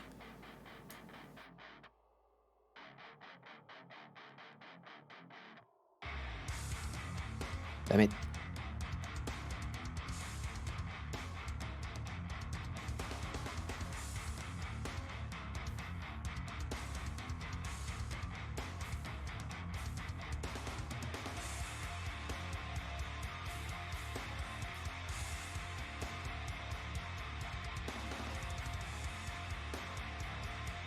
Might be more something that I like, because from further away we would have this more visible, but still, that is a good question. I think that they should. I think they should. I don't know if they will, but I think they should. But yeah, having the shape as shapes rather than outlines would be interesting, and also having multiple thickness of lines doesn't help a logo. Like for real. Like it doesn't help.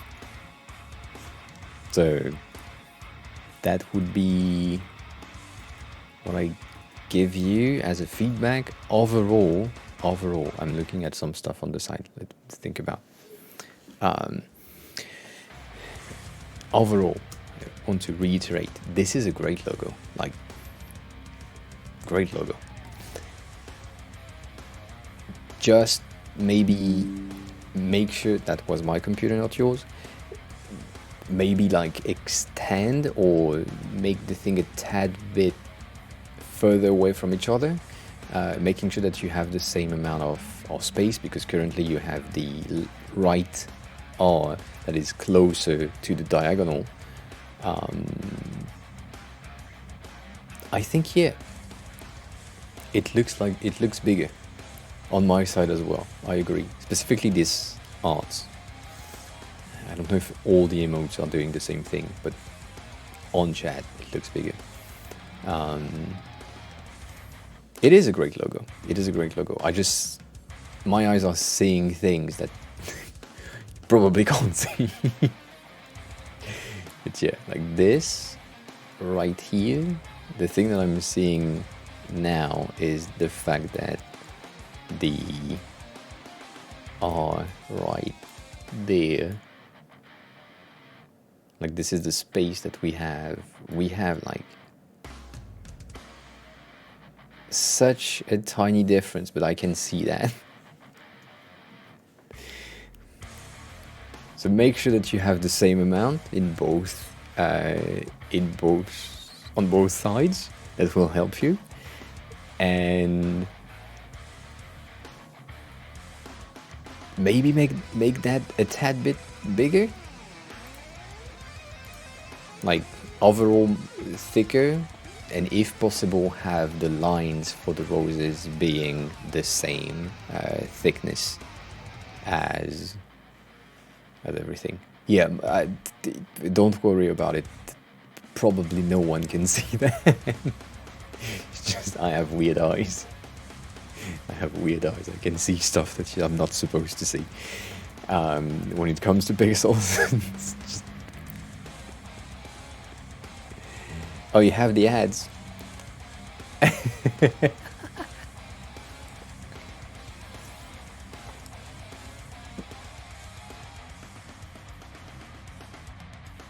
Let me wait.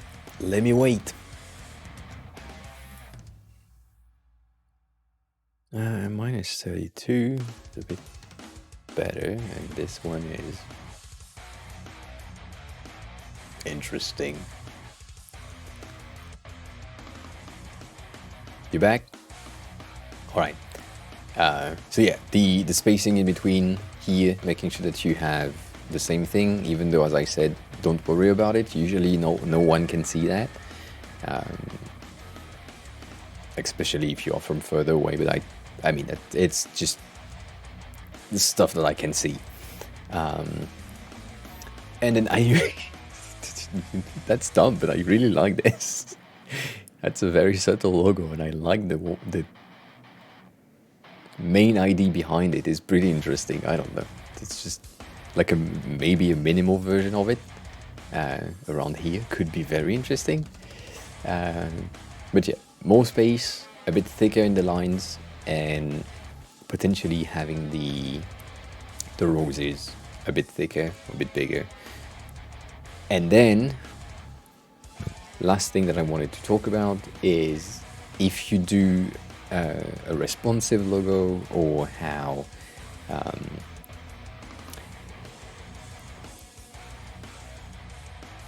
that Kid Neptune said, an adaptive logo, you have multiple options. You can use both as I will take a look at that. Fox, hi, welcome on in. How are you? So you can use like both R's for the first 2.5, and then the third one you can just use one and have like the stem be a rose, for example. That, like, stuff like that. I don't know. I think you can build what I sent you with auto layout, probably. Can probably do it. Let me see. Yeah. What do you want to have? What do you want to have in auto layout? How should it behave?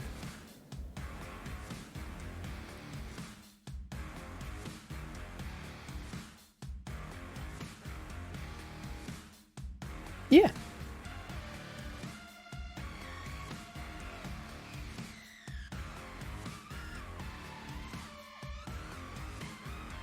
Yeah.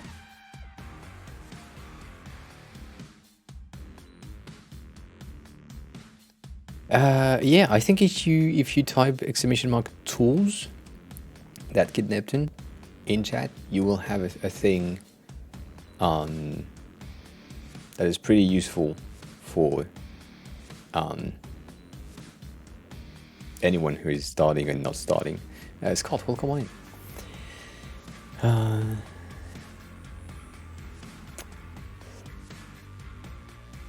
Yep. This is a great website with a ton of resources inside of it.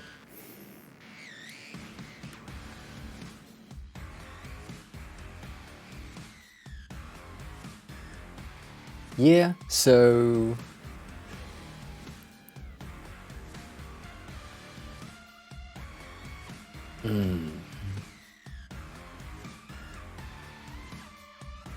yeah, I can do that. Give me like. Do you want to redeem how fast can we go?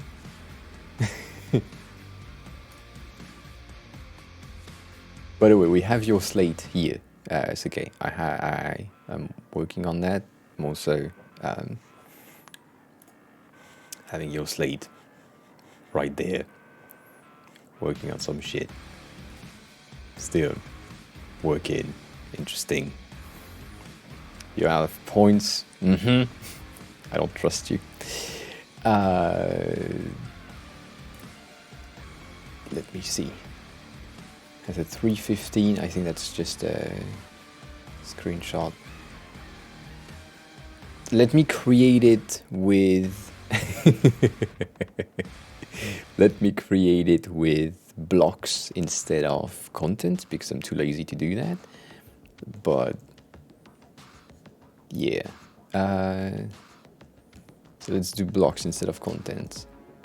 So we have our title thingy will be here basically. This is an auto layout frame, centered bottom, makes sense. And so this is basically the same thing. So you and you should be fixed. I mean, fixed-ish. There. Fixed-ish. I made a mistake. It shouldn't be fixed. It should be hard. Thank you for that.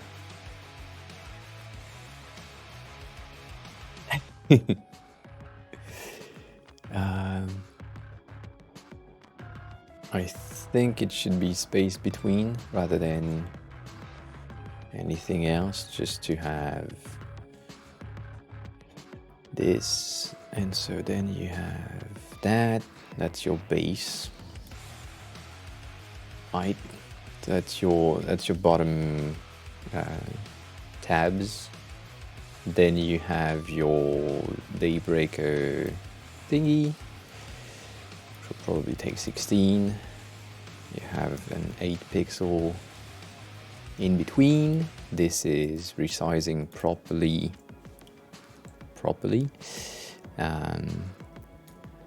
Then you have your profile picture, which is what will be the most important thing right there. Which seems to be height 654. Right. So this and this is an auto layout frame as well. But the thing is, this is fixed. This side thingy should be filling the container, and this one should, I mean, they both should fill the container. That would make more sense. And so in between that, we get like 16. Right? Makes sense. Potentially we have them centered. That way we can extend it. This and that and this should be in the same block. So let's just do a 24 base here, a 24 base here. This two should be in an auto layout, same thing with a space between. That makes sense. And then here is the important thing that you need to do. So you have your auto layout thingy, right? Makes sense. That has somehow 40 on top, then 16 on both sides, 8 at the bottom, 16 at the on the left, right? So this is your base, and so here you have your main, I would say main content, with a feel that will have like an overlay-ish thingy, and so the entire block, this one, will have the effect of background blur at like 4 or something. And then this entire thing right there should be inside of another auto layout thingy with 0 all the way. And so this one, however, should have the unsplash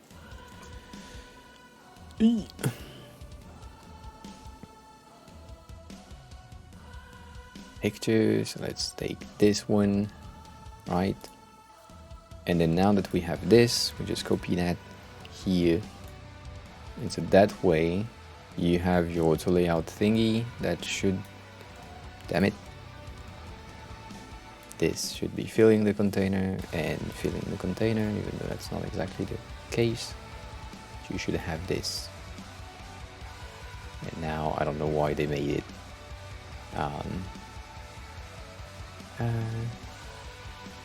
Sham good enough. Well, come on. From the recommendation. That's not happening every day, but yeah, that's how you do it. It's okay. Basically, you need to just wrap your your entire component into another auto layout frame in order to have the background work at the same time. And yeah, I agree. Like, I agree. It's a bit annoying. It took us 5 minutes.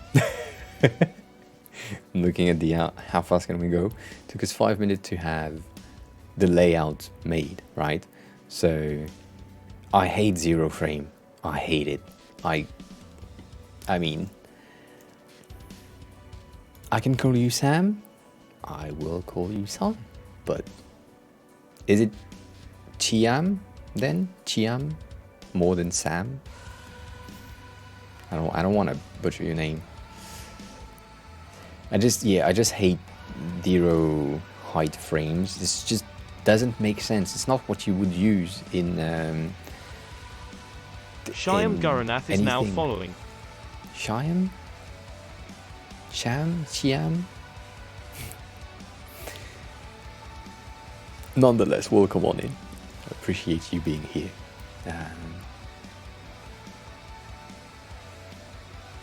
It just makes no sense. It makes no sense. When you can have the thing work. See? Damn it. Drink! Thank you. I mean, that's pretty good, right? Overall. Pretty... Just this needs... I think this needs to be filling container, and then everything inside should be filling container. Other than this. That should be not filling but fixed, and at like 4.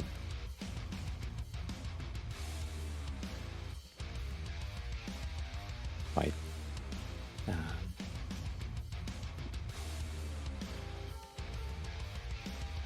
Yeah. I mean, makes perfect sense. It's just not conventional way of doing things, but it works. It's just wrapping thing on top of stuff. The only thing that you need to have is the your main thing to have the feel being a transparency thing. Skeed, hi, welcome on in.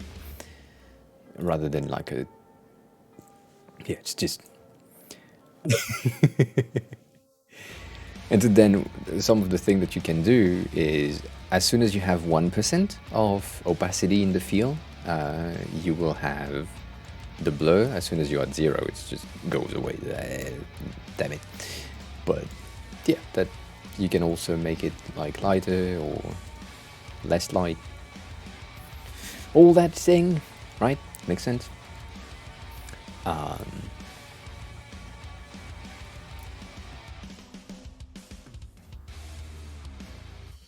Alright, dark then.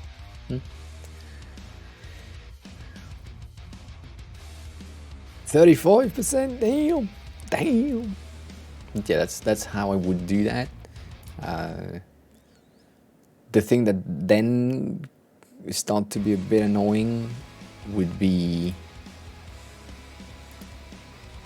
in the selection color. The selection color, you lose the picture, so you wouldn't be able to have to change the picture in multiple instances at once. You would need to go into the feel of the main component and then change also the feel of this one, which not great, but it works, right? Skeed, good job. Good job. So yeah, I want to show you though.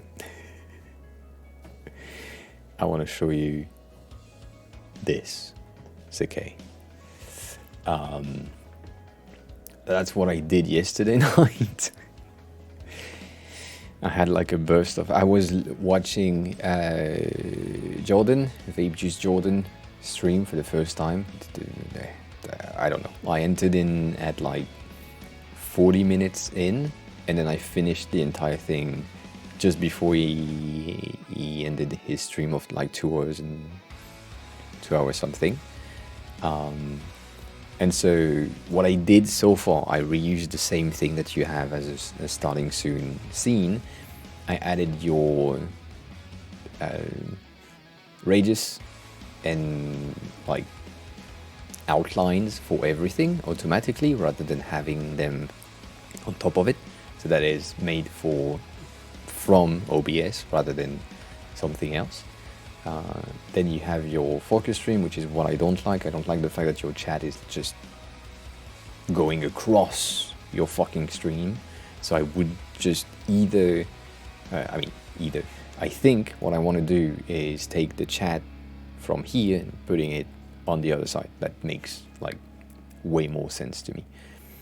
But then yeah, we have this, you have the camera that is just resizing itself here. I need to make a specific adjustment to have the borders be the same thickness as the outside ones, because when you are resizing things, it's of course resizing everything proportionally. Then you have the break thingy, which break focus, same thing. I just have like the chat being a tiny bit shorter. The BRB scene, I'm using this thing that you have today, and then the ending scene doesn't have anything for now. But yeah, this, like the changes in the camera and all of that is just so easy to do now. It makes so much sense.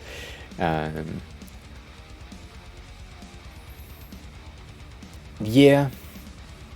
So what you're saying is, usually when you're facing your chat, you will look at things from here, and then when you're working, the chat is on the other way, right? That's like you're more likely to be looking at things like computer side stuff, but then chat is here. So basically it's the same thing as me. All right.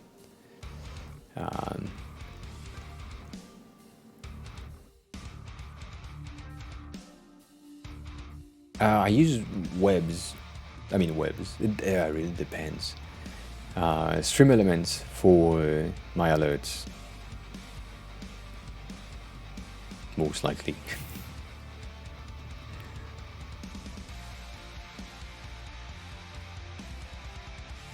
Yeah, Siam. I will get it right. Do you have a visual brain or do you have a technical brain? Because that impacts my answer to you. Okay, good. So you are. It makes sense. So basically, you have your chat there because while you are chatting, you are looking at your chat, which is that direction. And then while you are working, because your screen is on the other side, you are looking that direction, right? That makes sense?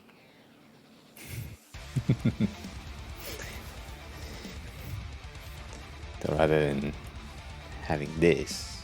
So okay, so that makes a bit of sense. Which means I need to duplicate stuff rather than having. Yeah, I need to do that. So what that means for me is in here. So while you are chatting, you are using a specific browser source for the chat while chatting, and then I kind of want to have this like slide out from here and then come out the other way with another browser source. That would make more sense to me. That way I can have more things. Like the transition would make more sense rather than go across with the thing. Yeah. Clarity, hi, welcome on in. How are you? How was your day? So, TM, if you are more on the technical side of things, I would recommend you to go to some of the first thing that I need a comment for that shit.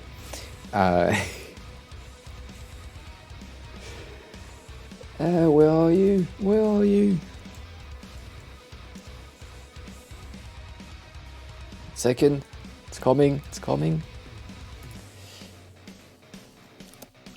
Okay, I would recommend you to go to that website right there. I pasted in chat, which is a good resource to understand how things behave together. And so they are the laws of UX.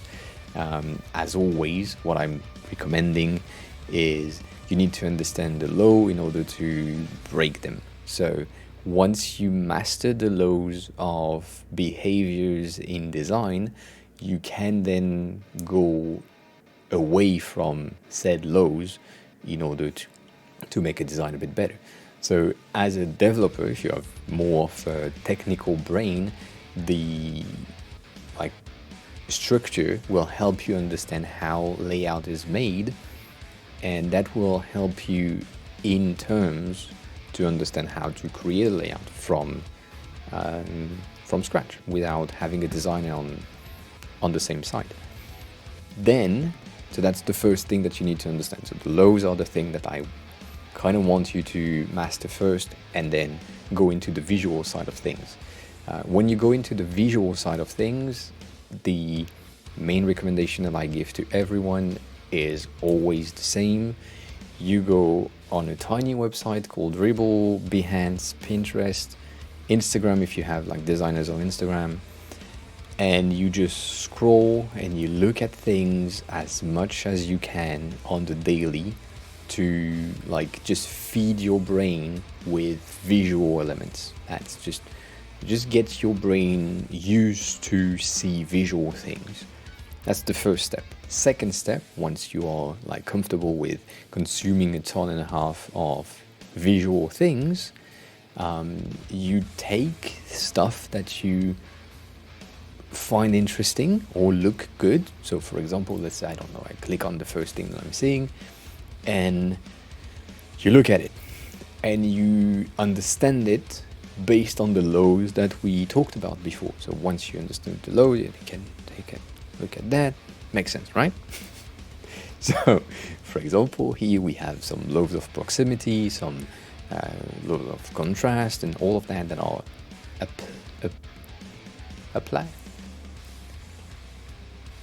visible, used in this design.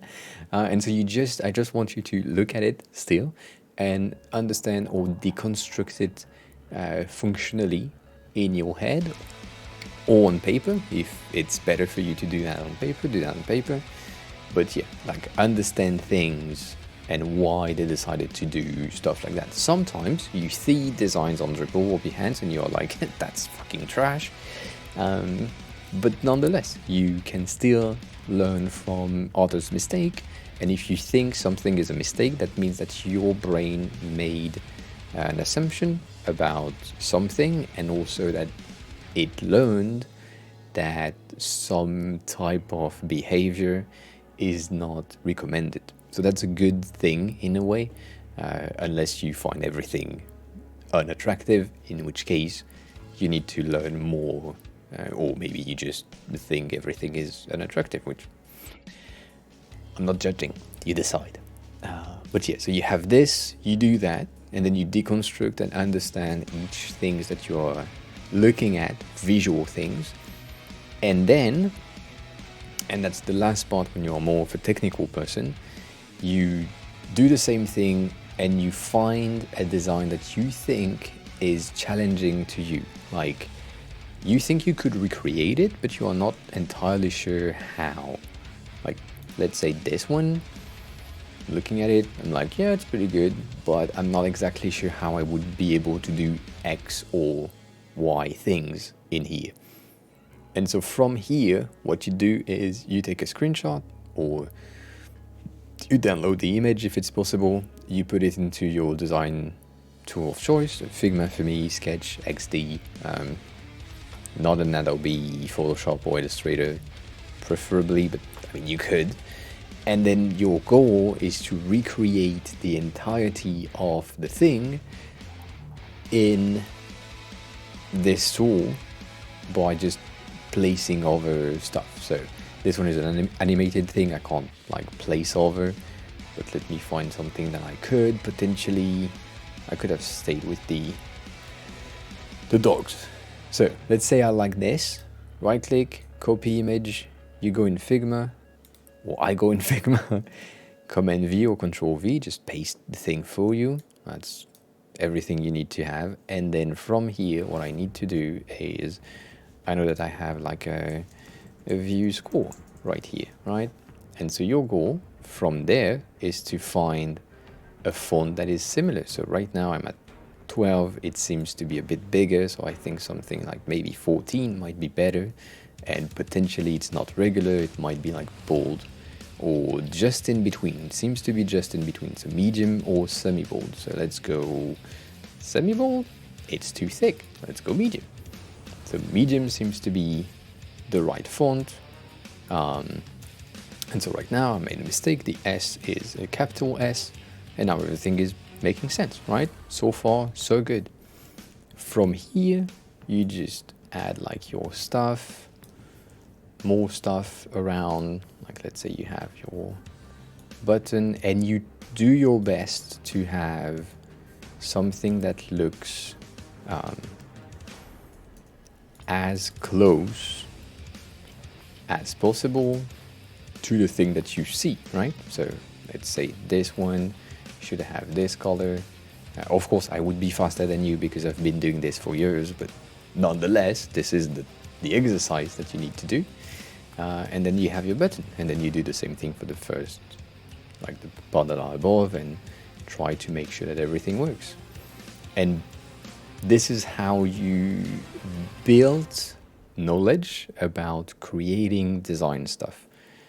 If this is too much and you still want to be on the design side but still be on the dev, like front end side of things, you don't really need to do all of that. It's useful, but it's not necessary. If you want to be a designer, this is a great exercise for you to like master the tool that you are using, and also your knowledge on how to create layouts. But going back to the thing, once you've mastered the laws and you understood the behavior in some other creations, if you try to recreate things like this one, for example, you will gain a ton of knowledge on how to do that, rather than just how they do it. Like it's you doing the thing, and then you understand more of how people made it, if that makes sense. And yeah, and you do that on the daily, if you can. And then yeah, and at the end, the goal is to have the ability to say, all right, I've created hundreds or tens of design for a specific thing, and then you are required to create, I don't know, let's say a card with an image or a button or a calendar or something. Then your brain will remember most of the thing that you've made as a calendar, and because you've trained it like on the daily, your brain will say, all right, so a calendar should look like this, and we could have this on top of that, and it should be placed like so we have this working, and then you just create it inside of Figma.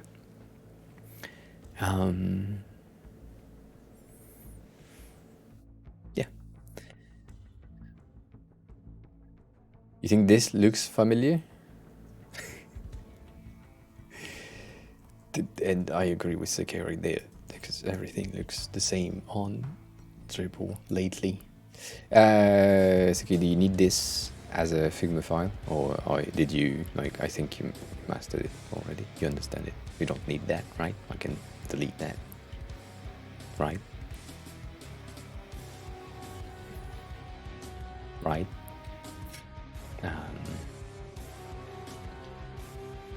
Yeah. Yeah, that's why I'm here. For anyone who is new, you ask questions, I answer them, and I make sure that you answer them as well. But yeah, that's the main thing. That's the main thing. Getting your brain fed with design stuff and inspiration of visual things. And Pinterest is a very good source of inspiration. I'm like, we talked about it almost all streams, because of the amount of weird things that happen or is visible on my Pinterest. Like, we have things that are not related to design but still inspiring to me. So, like, in here I see stuff like this. And I'm like, oh yeah, that could be interesting for UI.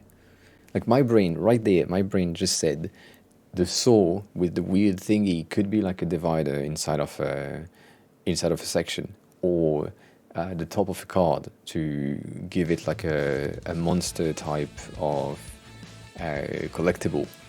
So I like, right now the brain went to NFT collectible cards inside of a UI with purple. It's just, the brain works with time. As a reminder, I've been doing this for 16 years, so it makes sense that my brain is making connection rapidly. But yours will do the same thing later on. When I want motion...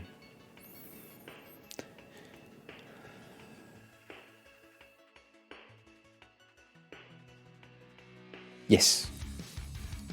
You can use a GIF, but it will always be animated inside of the prototype view, and nothing will be animated in the regular Canva view.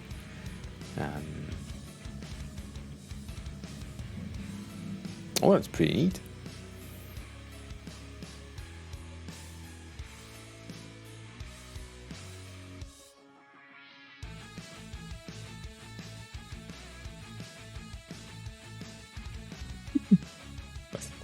Was a bit close up of a fry.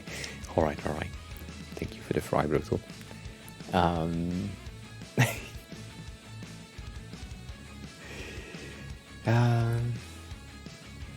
No, you just drag and drop it inside of your Canva. Like, do I have that? I do have that.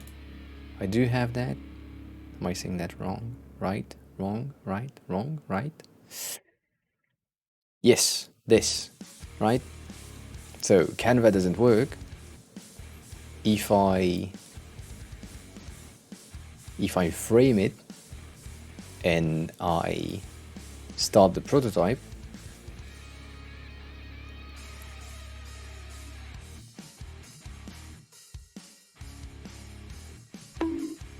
It's working. I'm dancing.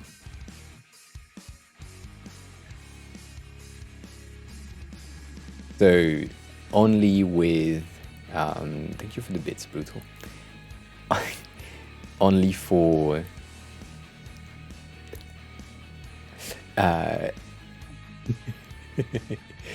only for GIFs, I believe. Video works sometimes, but it's like sometimes. Yeah.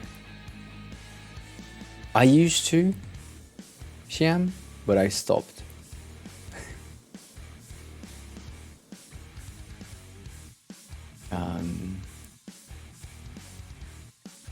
I would kind of agree with that statement of InVision is kind of dead.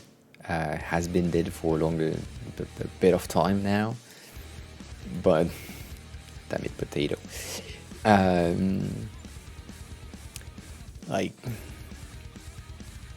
you can use it if you want to, but you have like all the thing that InVision is giving you is already available in Figma Prototype, and Figma Prototype is, I mean, I don't know, it's powerful. I have no knowledge of the newest version of InVision, so I think I think Figma might be a bit daunting currently, as in when that's a difficult thing.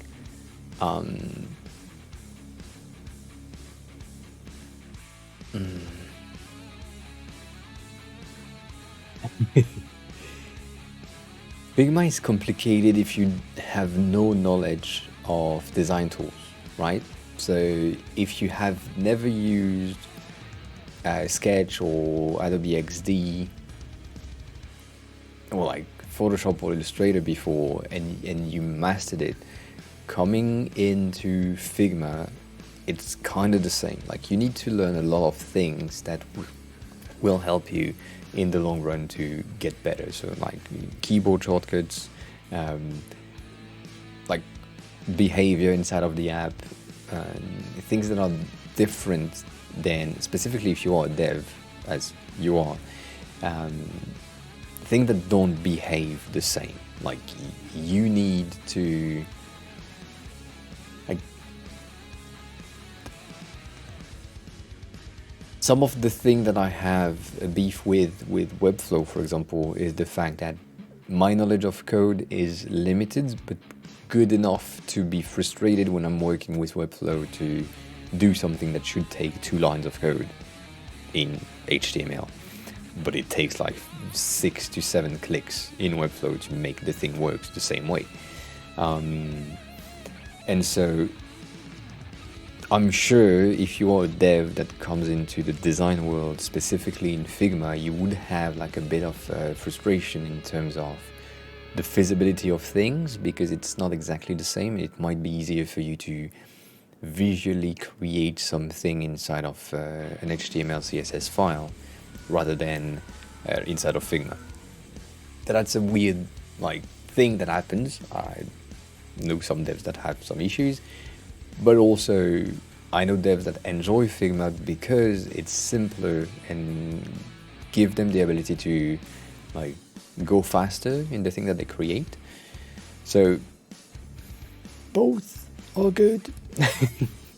And I don't really know if one is better than the others or like really help.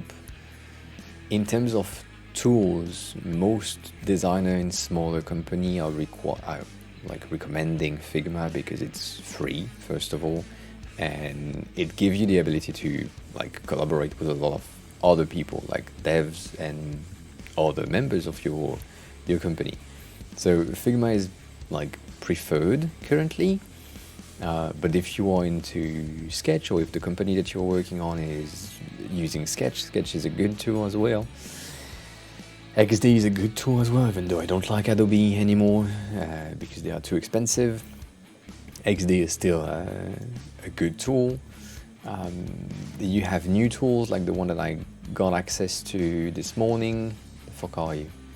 Here, that just came in. Like, this is a beta plus version that exists. So UI Flow give you some type of in-between Webflow, Figma things. Like, it's a really interesting way of working. I still haven't dived in, so I can't tell you more than that. But it's pretty good, and yeah, so could be interesting. As I said earlier, I got access to Play.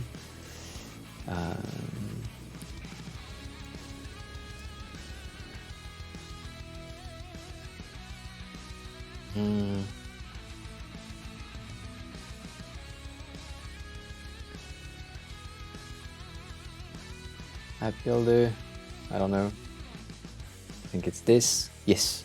So I got access to this one a week ago. I haven't tried it yet, but this is a great fucking thing. It's just not loading the pictures right now. Right. So yeah, Uh,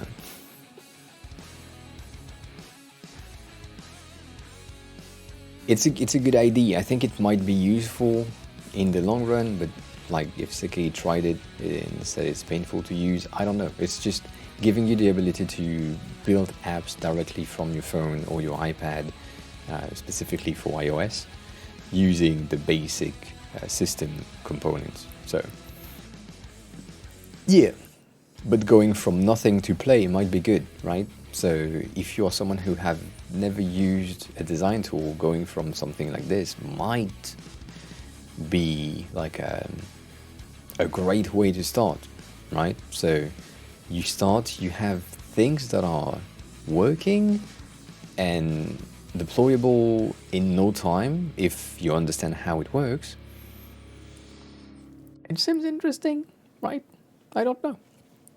And then maybe if you enjoy the fact of creating apps and designs and all of that, you can then go into Sketch or Figma or whatever and have your mind blown by the fact that you can do way more stuff inside of design tools that are made for design rather than things that are made inside of your phone. I don't know. But yeah, currently, as myself, I would recommend you to use Figma. Not sponsored, I should be. Not. So yeah, that's a thing you could work on. But yeah, Figma is great. Sketch is great. If you have the time, what I would, yeah, going back to the story time thingy, if you have the time and you can do it, I would really recommend you to test all the apps that are available right now. Right? So my stream is a good tutorial. Because you can ask like any question you want and I can show you stuff directly. But other than that, the Figma YouTube channel is great.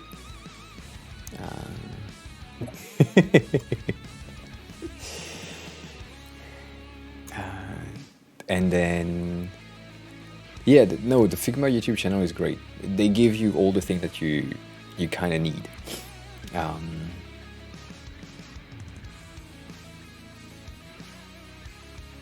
No, but they have like an ambassadors. They have a YouTube channel, yes. All the design tools have a YouTube channel that at least present the functionalities of the tool. But yeah, going back to what I was saying, if you have the time, Xian, test all the apps, if that's an option, and go with the one that feels the most natural to you. If it's not Figma, fine. If it's Figma, fine. If it's pen and paper, great. Like, use the tools that helps you be efficient rather than using the tools that I'm recommending to you, because I don't know exactly how you work, and maybe the way that I've been learning things is not exactly the way that you learn things and the way that you like to do stuff. So if you can, test as many apps and tools that you can in the current most used app, so Figma, Sketch, XD, Framer, Affinity Designer, and that's all. The rest is kind of trash. It works, but yeah, all of that, and then decide for yourself. Even though I'm like extremely biased, Seki is also extremely biased, and any designer in this chat is extremely biased toward Figma. But yeah, I have nothing else to say. It's just, we are fucking biased. So if you are not into buying tools, Figma is free. I think it's the only one. The other one is Affinity Designer, which is a one-time payment. You have Lunacy. This one that is free, I think. Unsure right now, but I think it's free. You also have Supernova, which is kind of free, or used to be kind of free. It's pretty good. And Visly, something I haven't updated them in a long time, but Visly is interesting as well. And it starts free. They have like free plans. XD is not free. XD used to be free, it's not free anymore.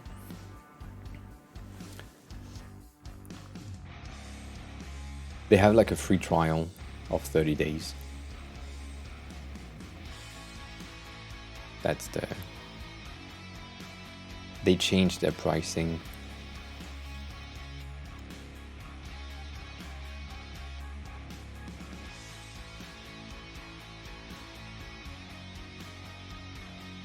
Like, it's not free anymore. Like, you have the 7 day, fucking 7 days. Yeah, you have the 7 days thing, and now it used to be free when it used to be called Comet, and yeah, it's just. I mean, they are pushing the 52 per month with every app, which makes sense, but you're paying 52 per month, and you're using like XD and potentially After Effects once every 2 months. So yeah, it's just ugh. I do like this though. The design is great. The web page of XD is great, but when we when you go into Figma, right? Free, right? It's pretty good.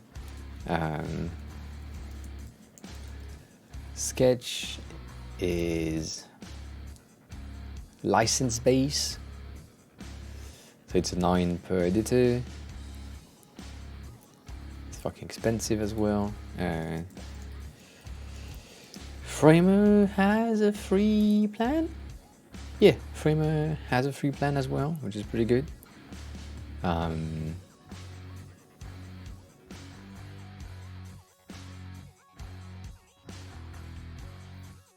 Yeah, I mean, Framer has a great website, Sketch has a great website, Figma is the most trash website that we have on the bunch, I think.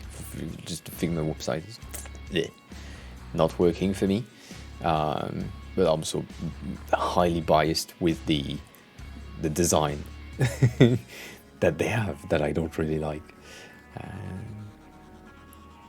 But I mean, all of these tools have basically the same features, and the core features are the same thing. Some of them have better things in, like, Figma is a bit better to prototyping. Framer is better with creating components with code. So if you are into code, Framer might be a good option to you. It's more for React type of things, but I think if Sketch is almost. It's like Mac first, and now they have like a browser version for devs, I think. But you can't really do things inside of it, but you can. Let's say it's just Mac, right? It would be easier for everyone. But yeah, Framer gives you the ability to write code right inside of the thing, and so if you are inclined to write like React code, great option. But I'm too dumb to do that. And then Lunacy, I don't like them. But Lunacy is pretty good because it's working on both, or on all platforms. But the apps is just weird to take into, like, make it work. But it's great. It's a great alternative to Sketch, and you can open Sketch files with Lunacy, and like send Sketch file to a designer on a Mac and receive it on Lunacy on a Windows or Linux computer. So that's pretty good. Yeah. Oh yeah, of course. Figma works everywhere because it's a browser-based thing, but still, the iPad is great. I can't say that.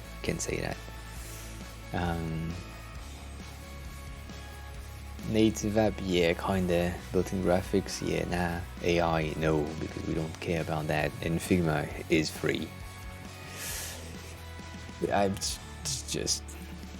They have an offline mode if you have like a .fig file, so it exists.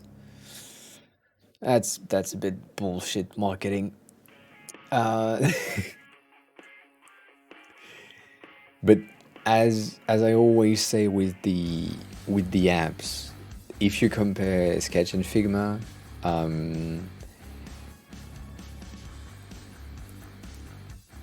just Sketch and just Figma, both are not so good.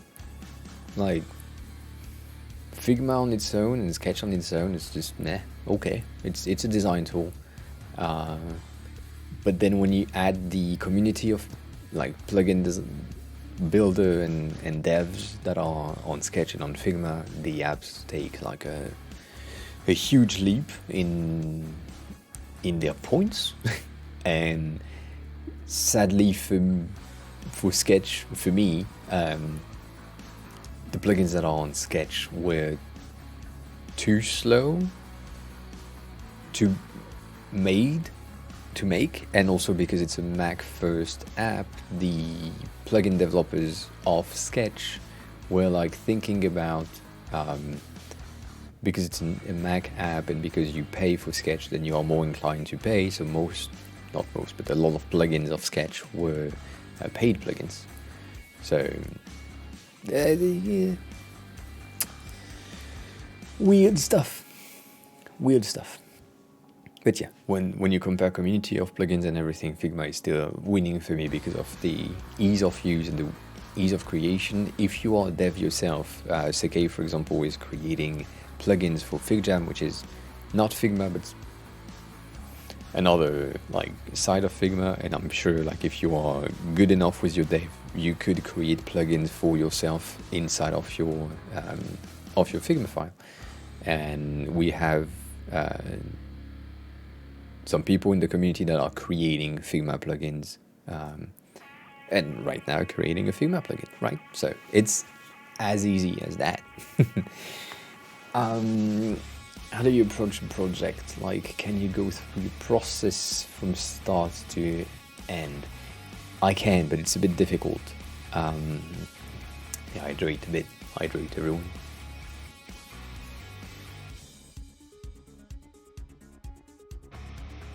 Let me click on that link. Let me click on that link. I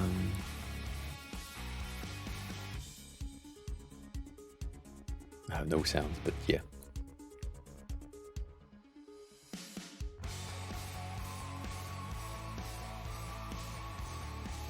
That's pretty interesting.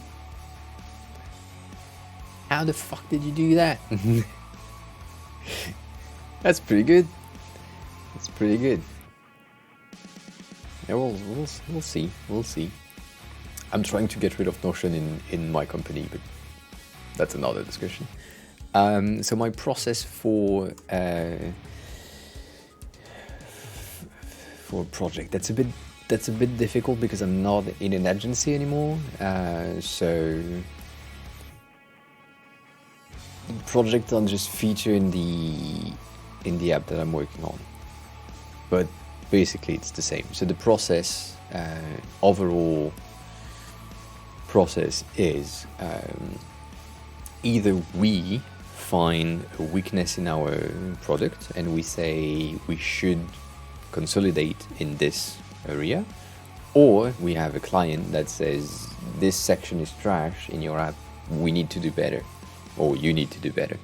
So either client-based feedback that's make us say, yeah, we need to consolidate here, or us being testing our apps and saying this is trash, we need to make it better, to do better. So that's where it starts.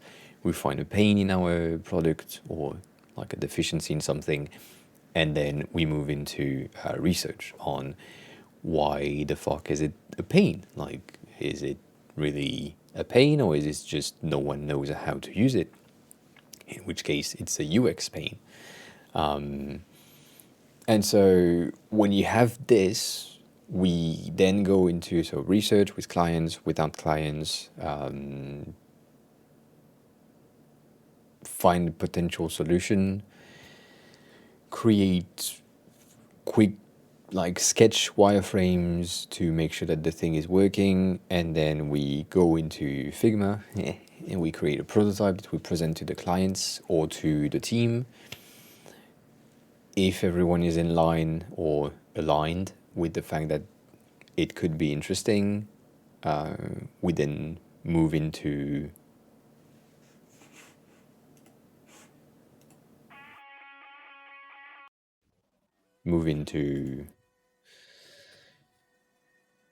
dev, basically. Once the prototype is all the file is done, we go into dev and then it goes into production. So it's pretty simple, but yeah.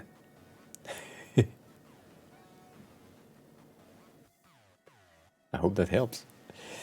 And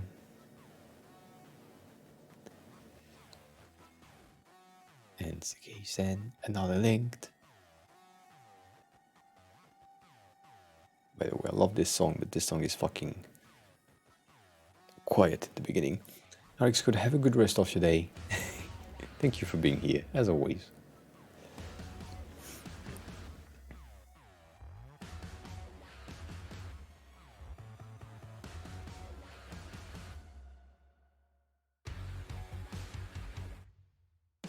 So it's basically just naming your layers properly in order for the plugin to understand what's what, and right? Interesting.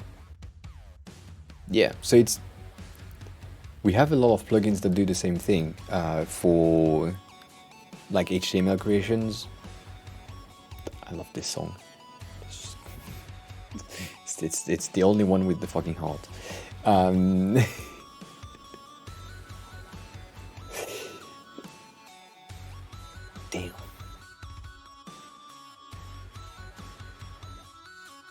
Yeah.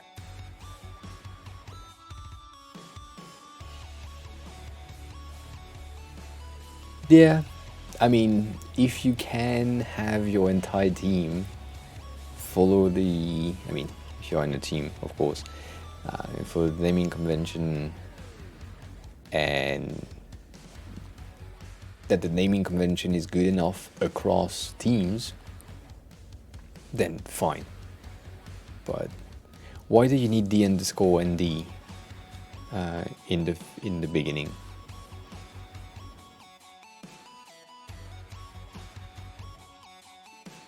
Like, could you make it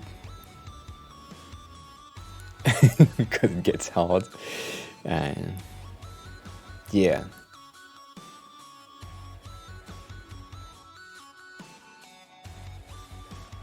Yeah, but wouldn't it be better to just say cover, title, status, rather than underscore and the dash cover? Like,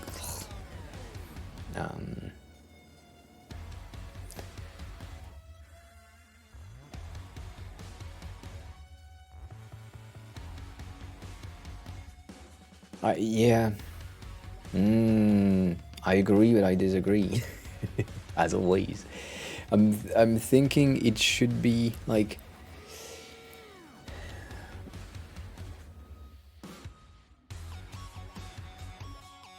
Yeah, I agree with the deliberate thing, but let's say it's just an underscore in front of your thing, right? Like someone who already named their things like cover, title, status, paragraph, heading, all that shit. If you just ask them to add a thing in front, then it's fine. Like whatever it is, like it's just you select everything, you do Command R, and then you just type underscore and the dash and then dollar sign ampersand. Then it keeps the same thing. But I don't know, it feels.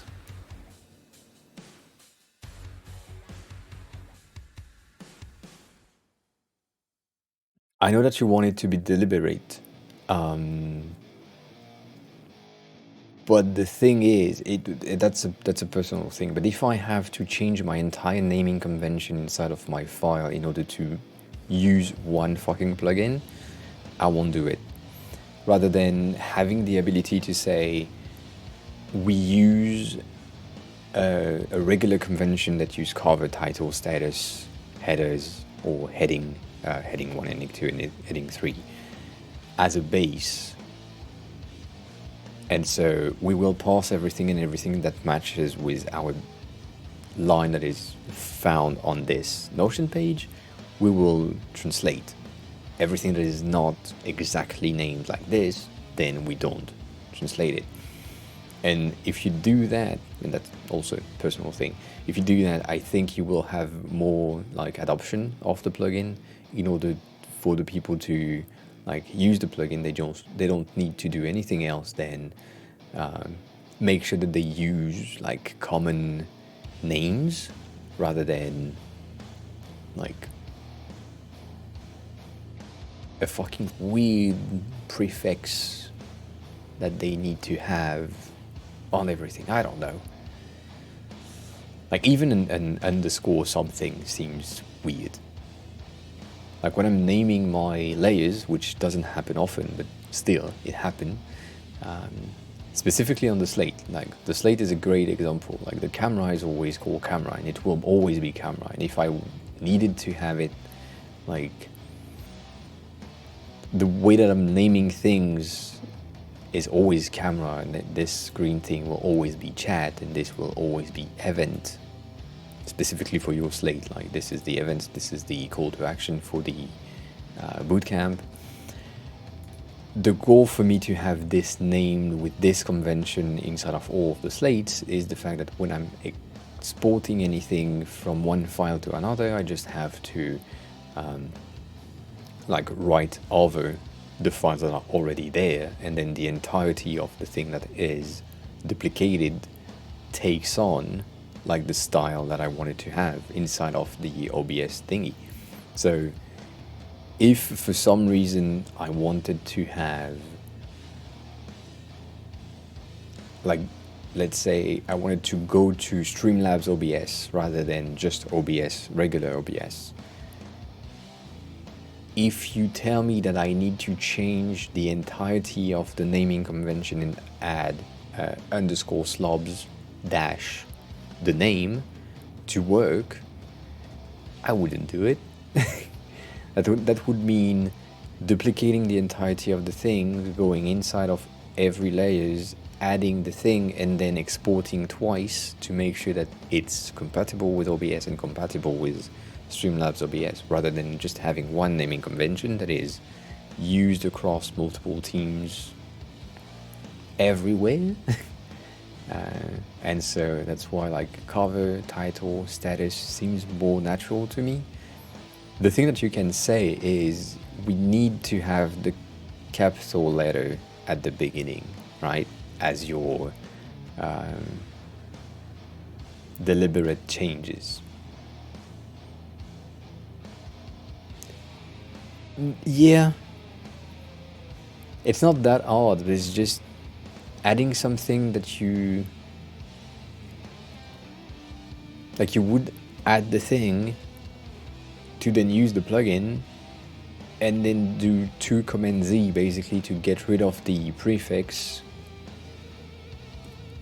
to then export to your dev because they don't use the prefix. I don't know. I really agree with the deliberate thing. I like that.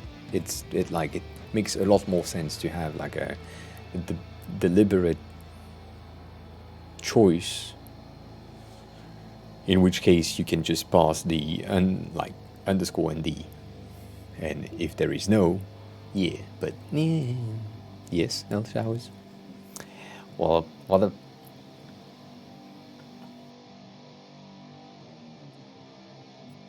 I like the ID.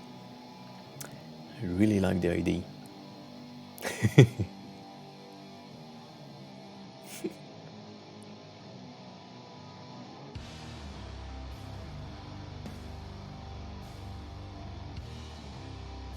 I was fighting with Notion this morning as well, so that might be why I'm heated around Notion.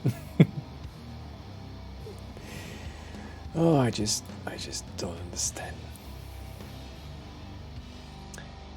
I don't understand Notion.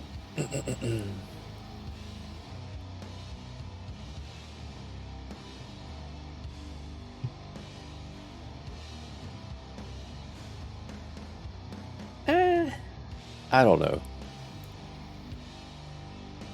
Probably. Probably.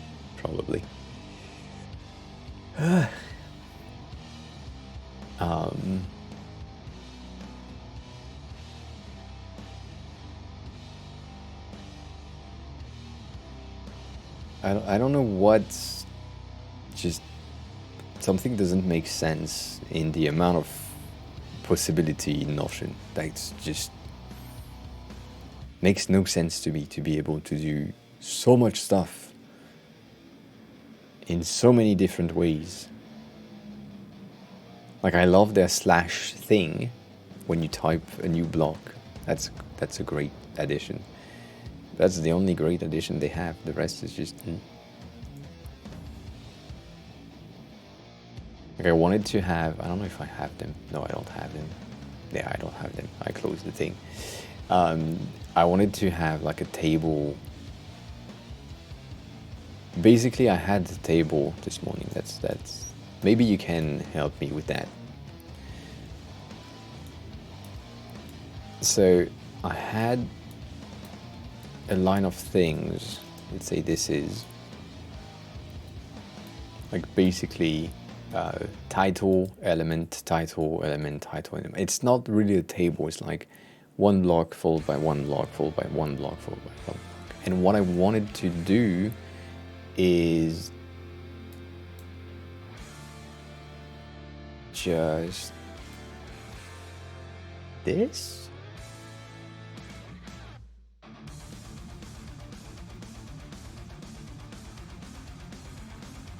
But for some reason, I couldn't find a way to do that.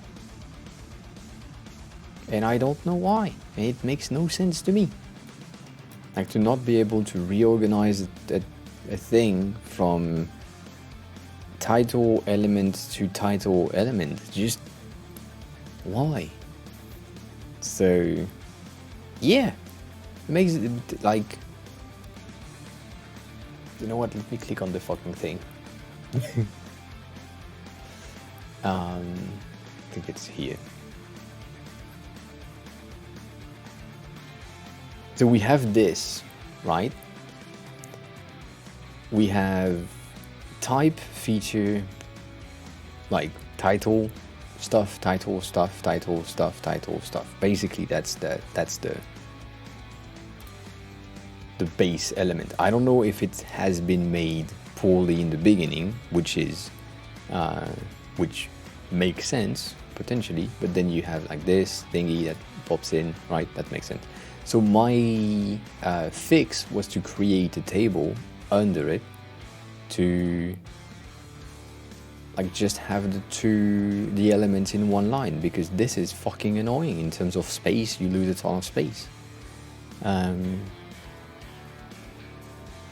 And like, I would love to have this cell inside of this shit, just to be able to just click and select the thing, rather than have to write it manually.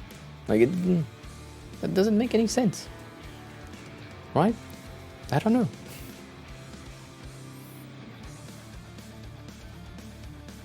Why? They are properties. I just want to have my title and my properties instead of having them horizontally. I want to have them in like columns. So should I do? I don't even know if I can. I mean, I know I can't. That's the thing. Like, should I have like columns? I don't even know if I can do that.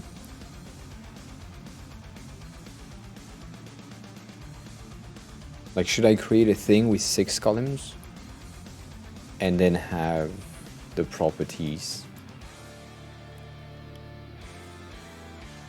Ah, fuck. Why? That makes no sense. It's a field that I have added.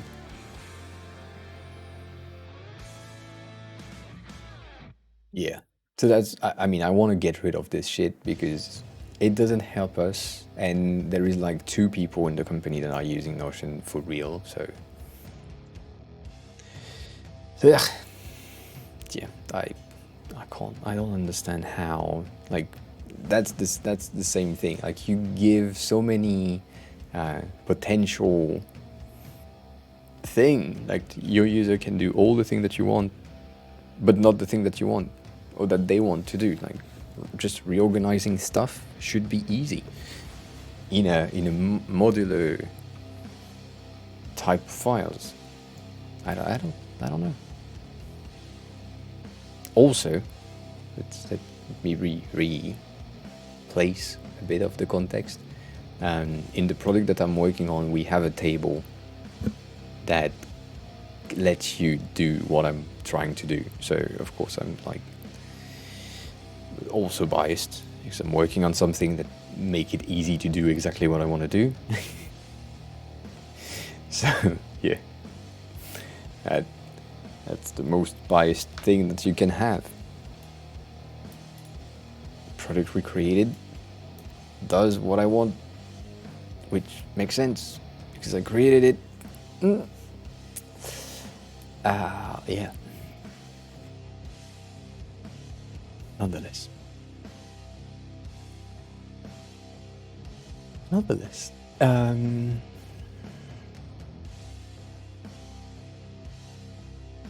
So, going back to this after that fucking rant on Notion.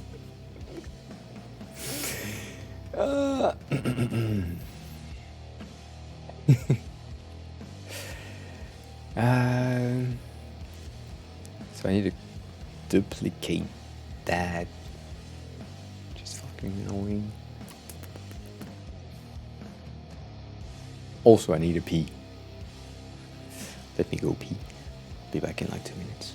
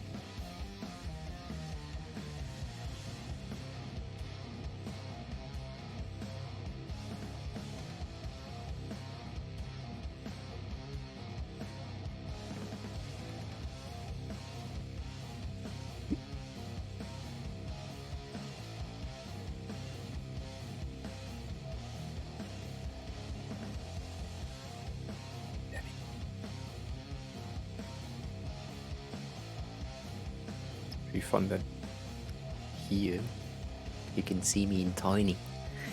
You can see me in tiny. Let's go back there.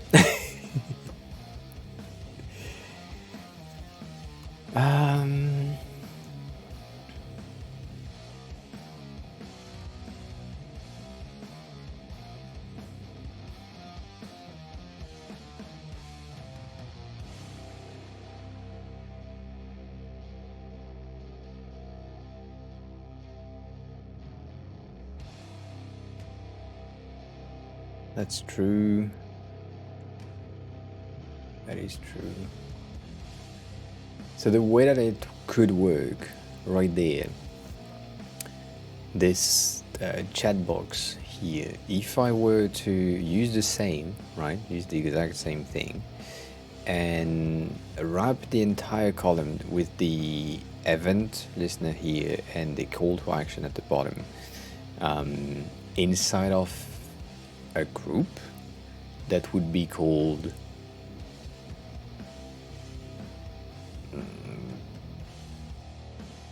there was, I don't know, a column left, and then I do the same thing. I take the same layers, I duplicate all of them, and I put them into another group called column right.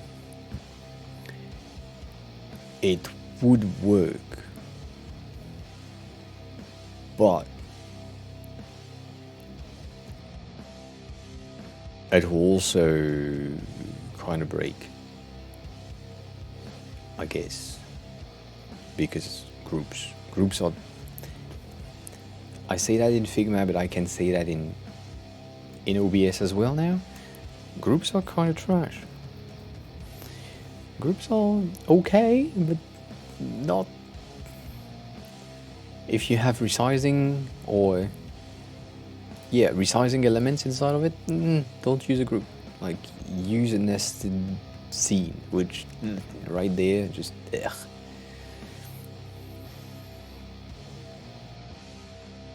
You know what?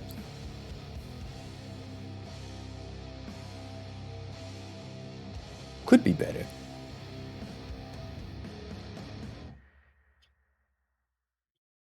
Let's try that. Let's try nested column. Nested columns. Works for me. Works for me. So we take this, right? So you Control C. That's a good idea. Sorry. Go here. You paste it here, right? That so far makes sense. And then you go into focus, which is the other side. You Control C, then in the column you just Control V. Alright, so far so good.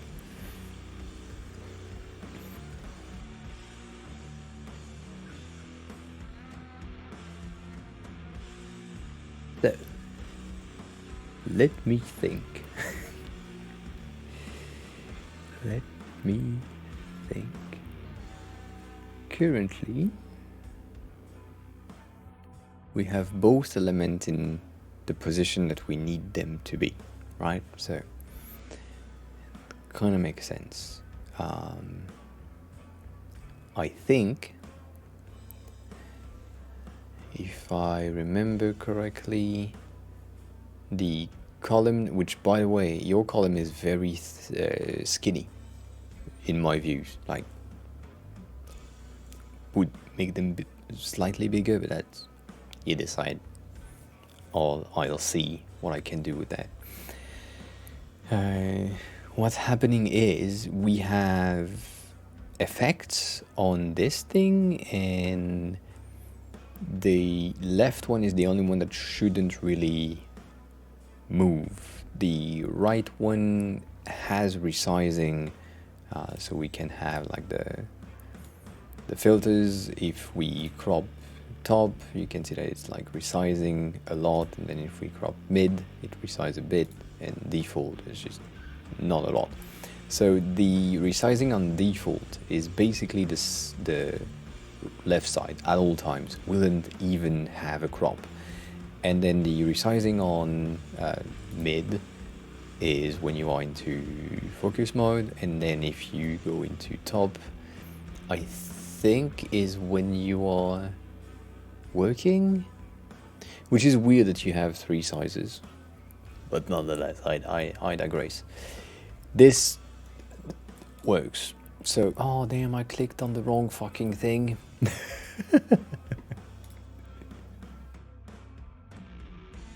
I closed OBS rather than closing the filter.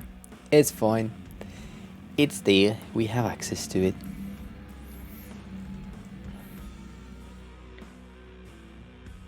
So sorry for the Windows notification. That should pop like now. Yep.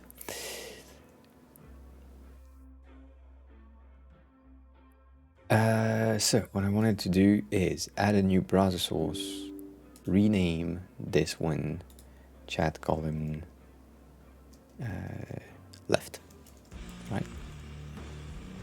That makes sense. And then you add a new browser source, so ps bracket, and that's chat column right, which is weird to say, right.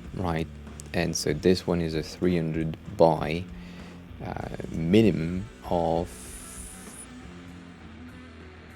562, which is weird, but 562 compared to the 590, right?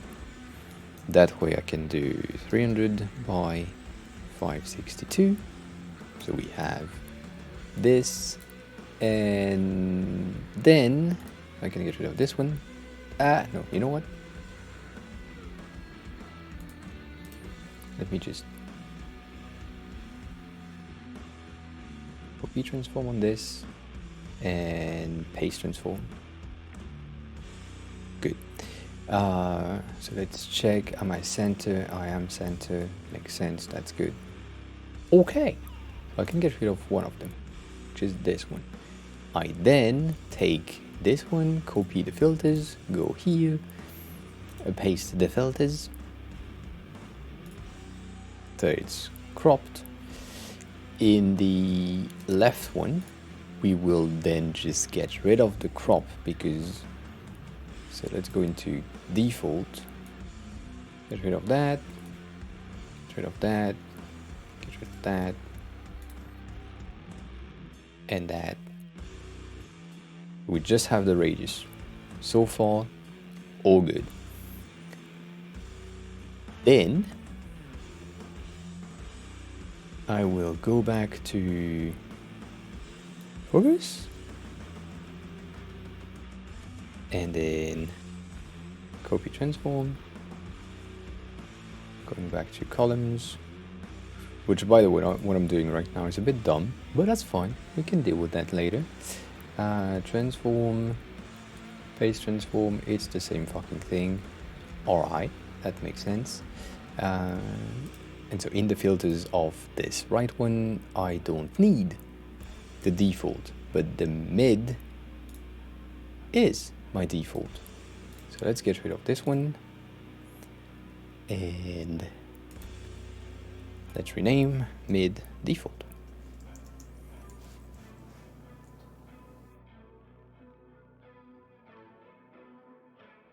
Right top default. Good.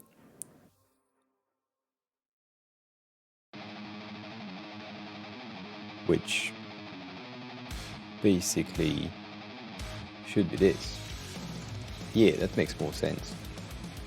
That was dumb of me. Oh, so looking at Figma on the other side, 154 on top. Okay.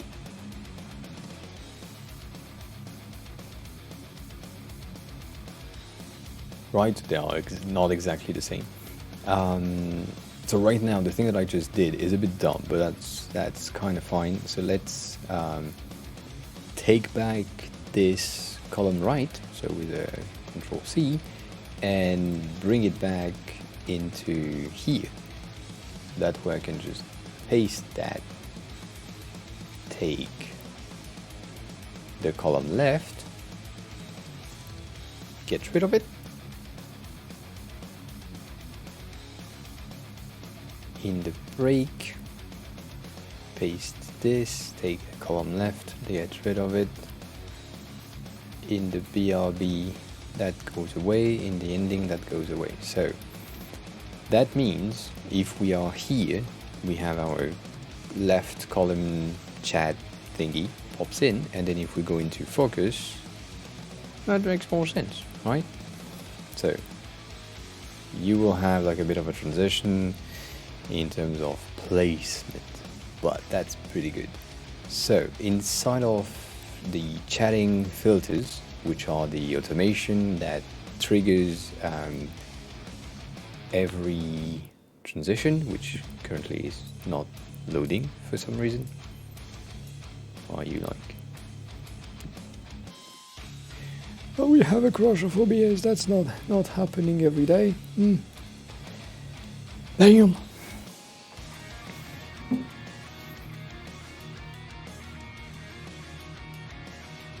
Let's restart.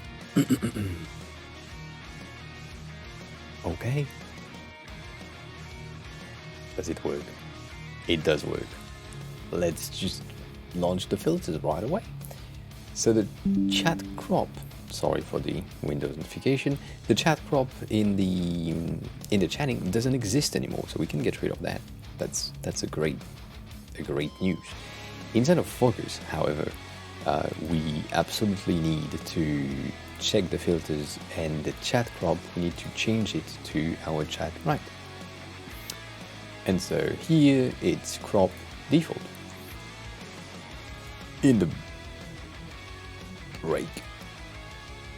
Yes, in the break, sorry. In the filters, the chat crop being using the same thing with the crop top. That is when we need to have this in place. 26, I think. The crop top is weird. Weird is the chat is wearing the crop top. Chat is wearing the crop top. Right? So that's focus, that's press, and then chatting. That's okay. I don't like it though, but that's okay.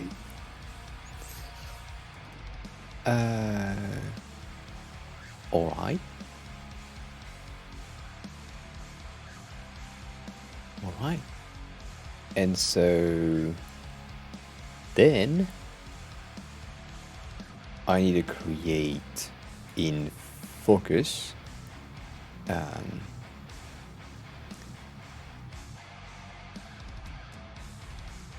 so there is brutal. I need to show you, even though you can't really see shit while I'm in here.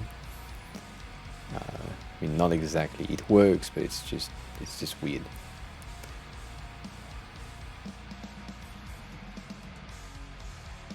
The transition, for example, at the bottom part, right now I just imported the scene collection. So from like starting to chatting, you can see that the bottom thingy is just animating itself, and I'm on the Mac right now and it works. So, and it's automated and all of that, so it is feasible, as I said this morning on Discord. It is feasible. Everything is animatable. You can animate stuff. I believe the only thing that is a bit broken is the source toggler because it doesn't exist. I mean, I can't have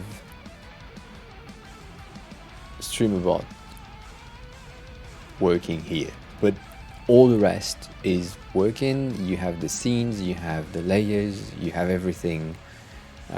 Yeah, the source togglers, which is a script that I almost made a fucking mistake. Not toddlers, togglers. Rosie, have a good rest of your day. Have a good HBO, Netflix watching. Take care of yourself. See you in the next one. Maybe with your other account. I don't know. Whichever you want to comment. But yeah. Thanks a lot for being here, and thanks a lot for the logo presentation. I liked it. What type of movie are you interested in?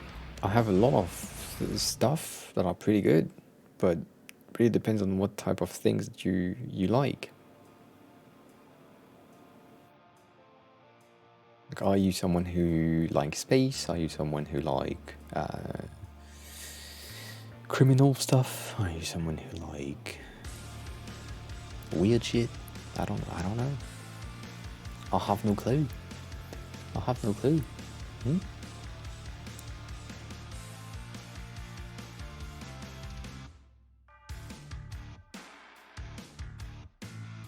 Ah, that's true.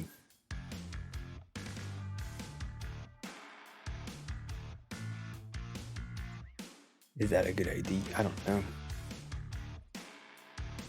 You like many things. That doesn't help me. That doesn't help me at all. What the fuck? Oh yeah, that. Thriller or comedy?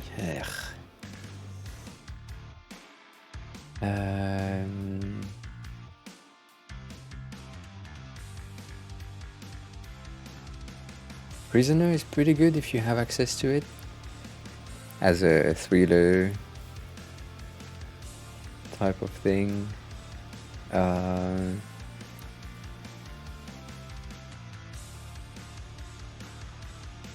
That's not on my list, but maybe.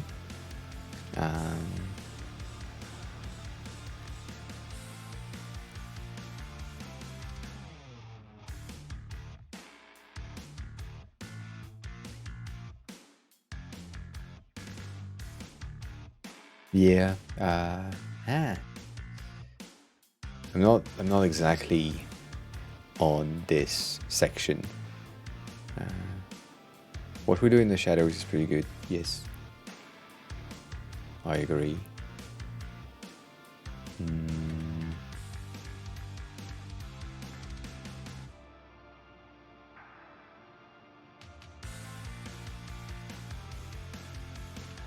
There is this movie with Jake Gyllenhaal, the guy who played Mysterio in the latest, not the latest, but in Spider-Man, who is pretty interesting. If I find the name, I will send it to you.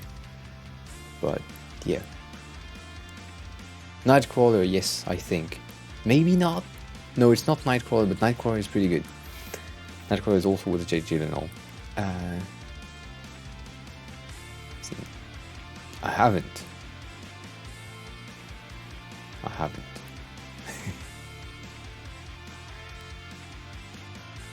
Yeah, I have never. I don't like horror movies in general, so yeah, weird things. SK, are you still here? I don't know anymore. If you said something, you can create a link. Yeah, no. You are probably still here.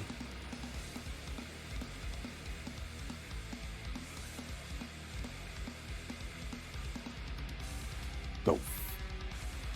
Oh yeah. Yeah, I will. If I find the name, I will send it to you. But yeah, have a nice night. Have a nice night.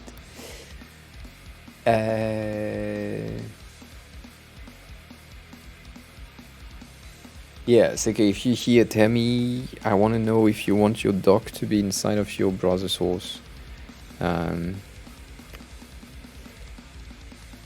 What do you mean not playing balls?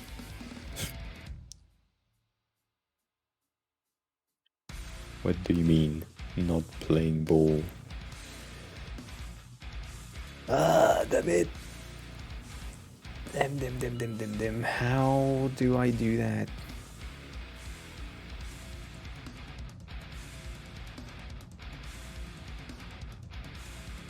I think I still need to have them.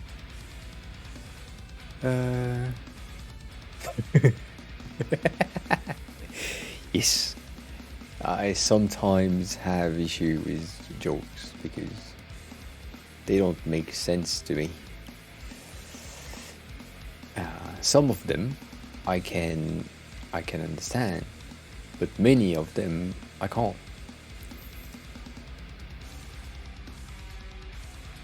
So, yeah. Oh, I can't do that.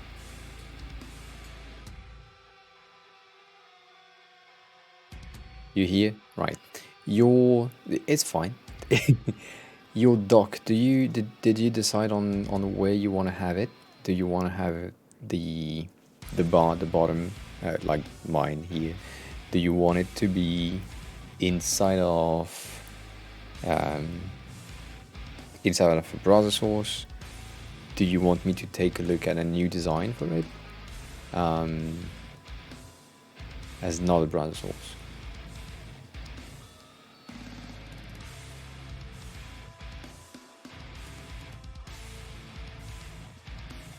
Yeah.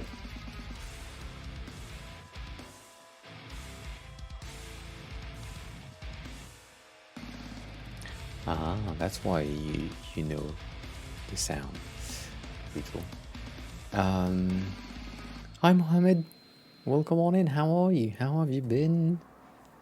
How is everything going? All the questions.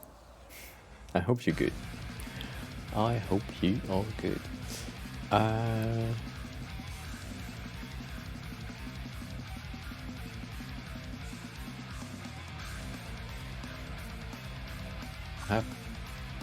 Oh yeah, events. Oh, events and events are the same thing, but they are not the same sizes. Why? I'm looking at the Mac, by the way. I know you can't see that, but fuck, why? So the biggest event needs to be used, yes, okay, fine, and then all the rest can be exported. Okay, fine. I'm pretty good. Don't, brutal, don't use, if you want some rock metal thing, just use forerunners or backing tracks, which is metal based, rock based music, DMCA free, available in like Spotify, Apple Music, I think Amazon Music as well, I think YouTube also, and you can just have them for free, and so don't pay for, even if you have like the 3 months, don't, right? Just don't. Would be better, I guess, for you, like to just not. I don't know, it just makes no sense to me to have to pay for music. Like, it's just, I have been playing with, or I've been playing stream bits, one word, for the past year and a half of streaming, and I think we heard enough of it. I will go back to it at some point when they have like a bit more. Yes, don't do epidemic sound. Not make sound, epidemic sound. No good. Not now. Not yet. Not a good idea.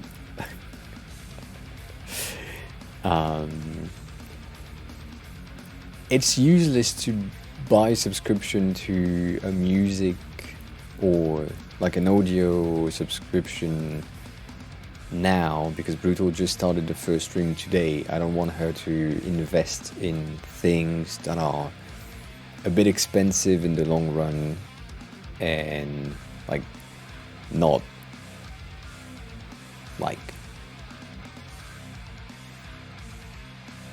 giving you so much like upside in terms of your content creation. It's good. Like that's what we're listening to now, and so that gives me more of my rock metal thing that I like. But in your first 6 months, I don't want you to invest in something when you are not entirely sure that you will continue streaming. That I want you to test the first 6 months of streaming, even though I'm sure you will enjoy it. I still want you to not do the same thing as me.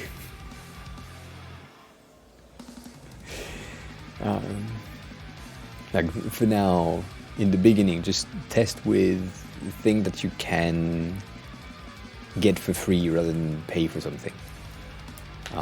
That it makes more sense to me, right? I don't know. Did you eat 50 followers already? Would be nice. And yes, okay, she had an average viewers on her first stream of 19, which is wild. Also, stream was short, but still, first stream, 19 viewers. That's amazing. I love that. IMG. And so this is, let's say, events. BG. Yeah, you had your average at 19, and you had a peak at 24 or 27. I saw 27, but I think Twitch tracker is telling me 22. But yeah, you did a great job. Yeah, but it's better if you don't know the numbers while you stream. You can know the numbers afterward, but you don't. It's better to not look at the number all the time. I used to do that, and it wasn't good. Was not good. So here, it's not external. I'm a dumbass.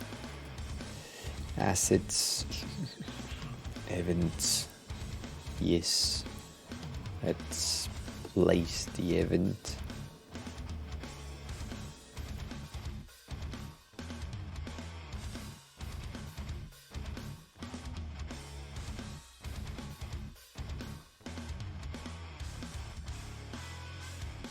Yeah, the thing is, oh, you have 51 followers already. That's damn. Oh no, you mean. Mohammed, you mean you just followed, right? That's what you're saying. I think I need to re-enable the BPs. Yeah, that's what needs to happen. Okay. So blueprint. Let's go into chatting. That way I have my placement. And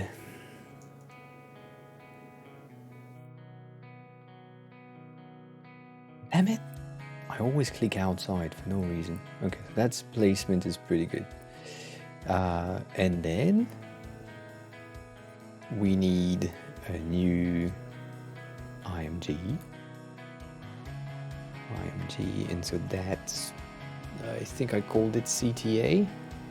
Yeah? Right? Really?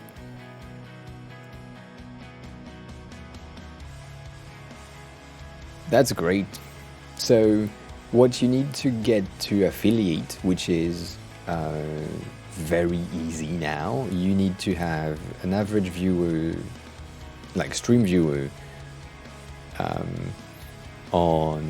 of three, so it's pretty good.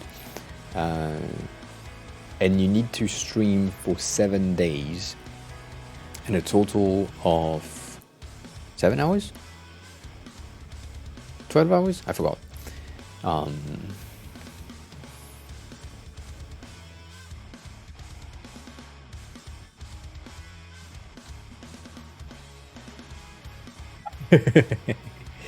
That's good. That's good. Oh, I made a mistake again. Oh, shite.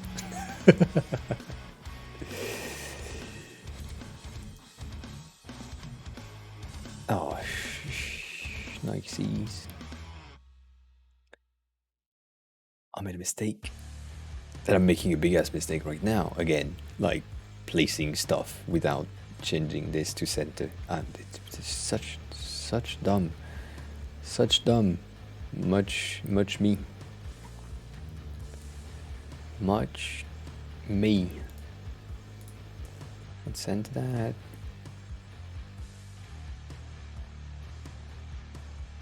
So, for anyone who is asking, why the fuck are you centering your things? If I'm doing center instead of top left, when I'm resizing the element, it's a bit better. For an element like the bottom one, which will not get resized, it's useless, but I just love to have everything at the same place. And so this is the same reason why I need to have this. So it makes sense, right? Basically makes sense. I don't know if I can do that.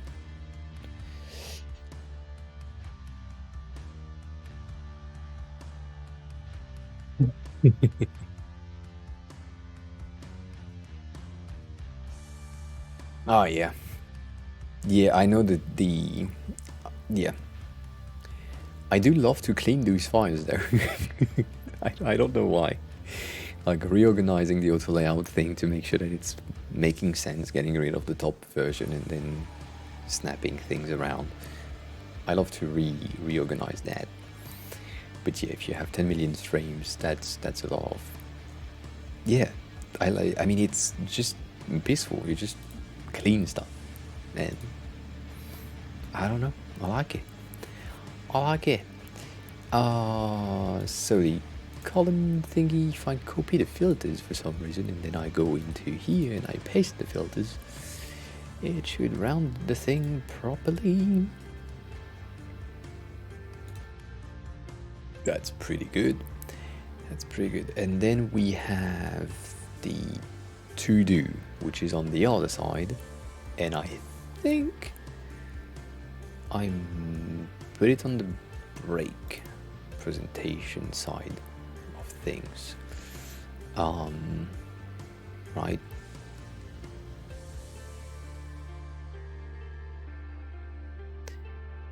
Yeah.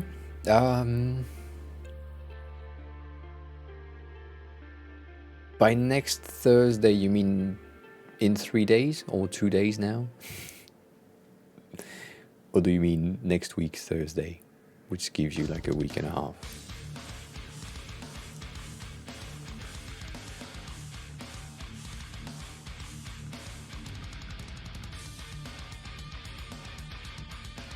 Oh, next week Thursday. Oh, you have all the times. All the times. How many pages do you have? Yeah. Send me the file. Send me the file. I will clean it up tomorrow. It'll take me like 4 hours of deep concentration.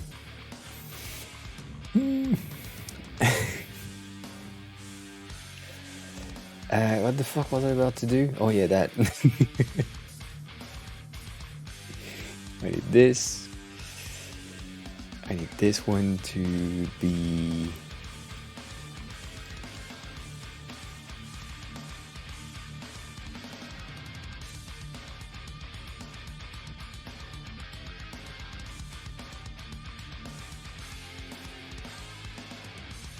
Is that a good idea? I don't think it is. I think it will do the same thing. If I keep... So, if I place them on the other side, they will crossover, and I didn't want that to happen. So, is that a good idea? No, it's not.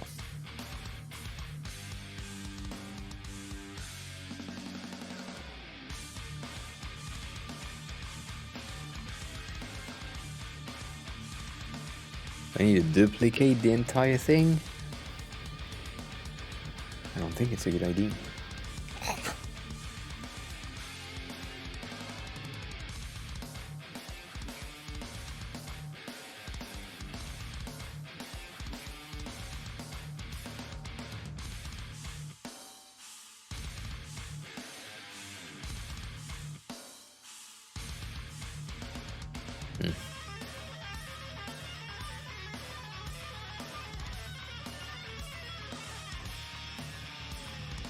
The way that you do this, that's a quick-ish fix. It's a bit annoying to create though. The way that you can do that, if you want to have them like in a watch, you need to paste one number. So usually I use 88 because 88 will be a bit better. You take the same thing, you duplicate it, you rotate them, right?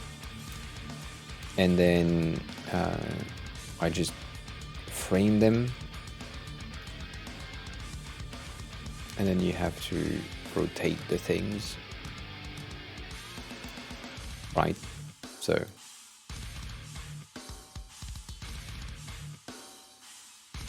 damn.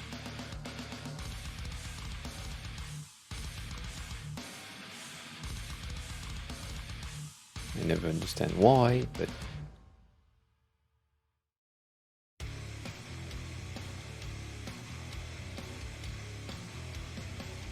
right? And so once you have this, and you make sure that your thing is like, select all the layers, center, and maybe you make it like a line, like you have 12, 1. I'm making a mistake. I'm making a mistake, right? I don't know my watches. Yeah, I don't know my watches.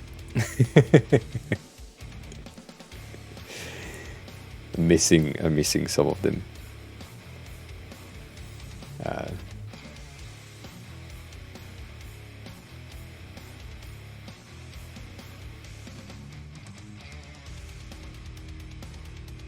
I'm missing 2 of them.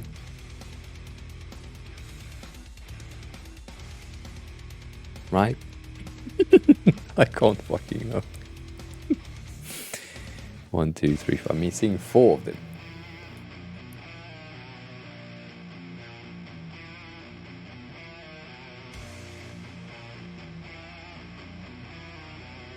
Yeah.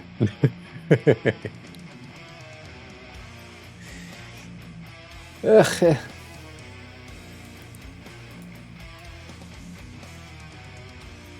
I think you get the idea. I'm tired. Damn it.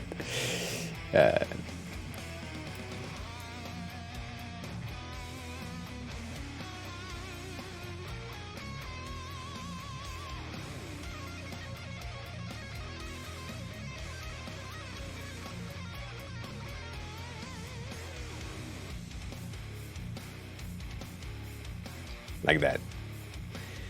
Ah, fuck.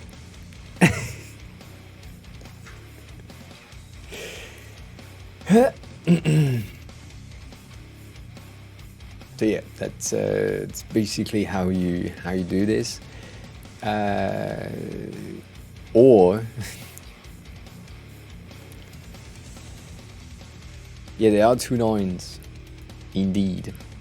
So this one, if you want to flip it, you can flip it vertically, but it's still weird. I think on my watch I have, they have it, can you focus on that, please? No, you can't? Yes. on that watch I have numbers that are on the side, so it's a bit different. It works as well, but also they just have 2, 3, 4, and 8, 9, 10. So that's why I made a mistake, right? Which I think looks pretty cool.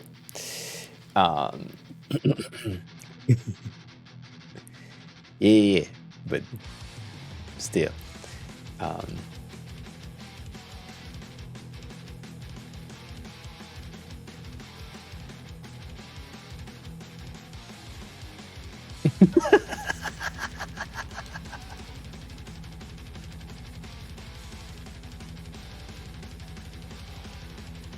The fuck.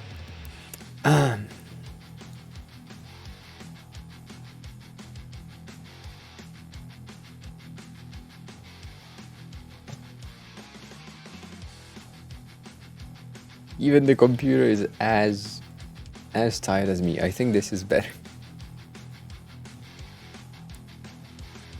But yeah.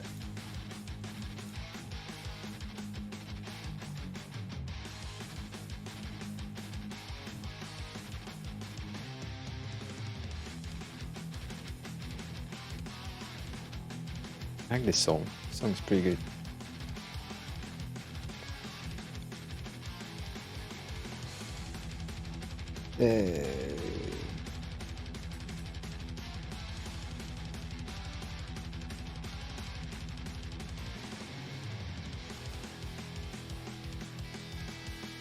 Right? I did it!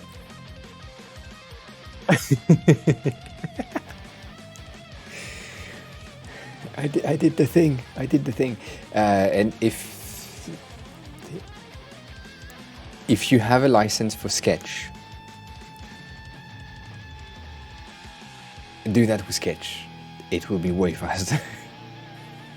Like, just do it in Sketch, do the rotational duplication, and it will give you exactly the thing that you need, and then you can just change the numbers. That will be just way easier. And if you are too lazy, or you don't want to have this brain thingy, just go into here and look for clock, and you will have something that works as a clock for free, like this one, for example. And you just copy paste, and that's good, right? That makes a lot of sense. But I hope that helps. I'm sorry. I hope that helps. I don't know if you are like a rock, metal, heavy type of person. This song is Metallica, Megadeth inspired for sure. Like, it sounds like a Metallica song for some reason. Like, it's the same beat, not beat, but like pace. Like, yeah, Megadeth, Metallica.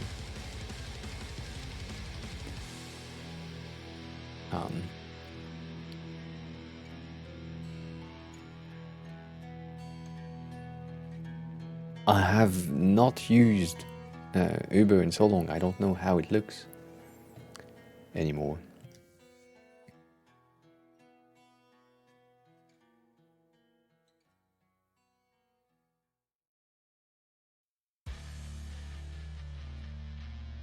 Scott, too late. Too late.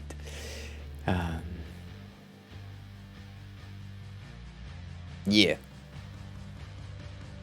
Brutal. Have a good rest of your day. Or have a good look. Or whatever. And yeah, we'll see you soon. And I will probably... I need sleep. You know what? I need sleep. Looking at the time and I'm like, damn it. I need sleep. I need sleep. So, let me check. yeah.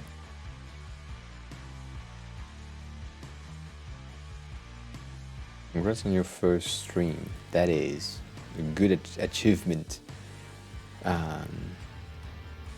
Yeah, let's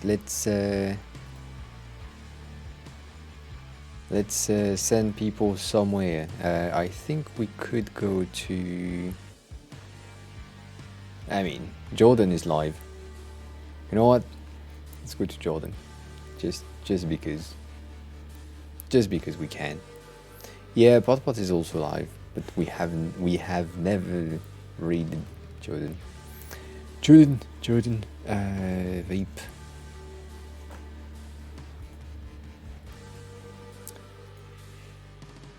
Alright, as always, read messages, follow and non-followers. Please join me for the raid. That would be highly appreciated. If you haven't followed the channel, please feel free to click the follow button. That is what we want here. We don't want subs. I like subs, but I don't need them. So yeah, if you follow is better than a sub. Not true. And yeah, join the Discord if you want to. If you don't want to, stay away. I don't know what I'm saying. Thanks a lot, Stony, for the raid earlier, and I highly appreciate it. Thanks a lot for the follows today. A lot of things. What do you mean sub only? Sub only. Vape Jordan, I don't know. Whatever. I hope you have a great rest of your day. Take care of yourself. Make sure that you eat something, hydrate yourself, take a shower, kiss your dog on the head, boop your cat on the nose, all that shit. I will see you soon. Bye, Z's. See ya.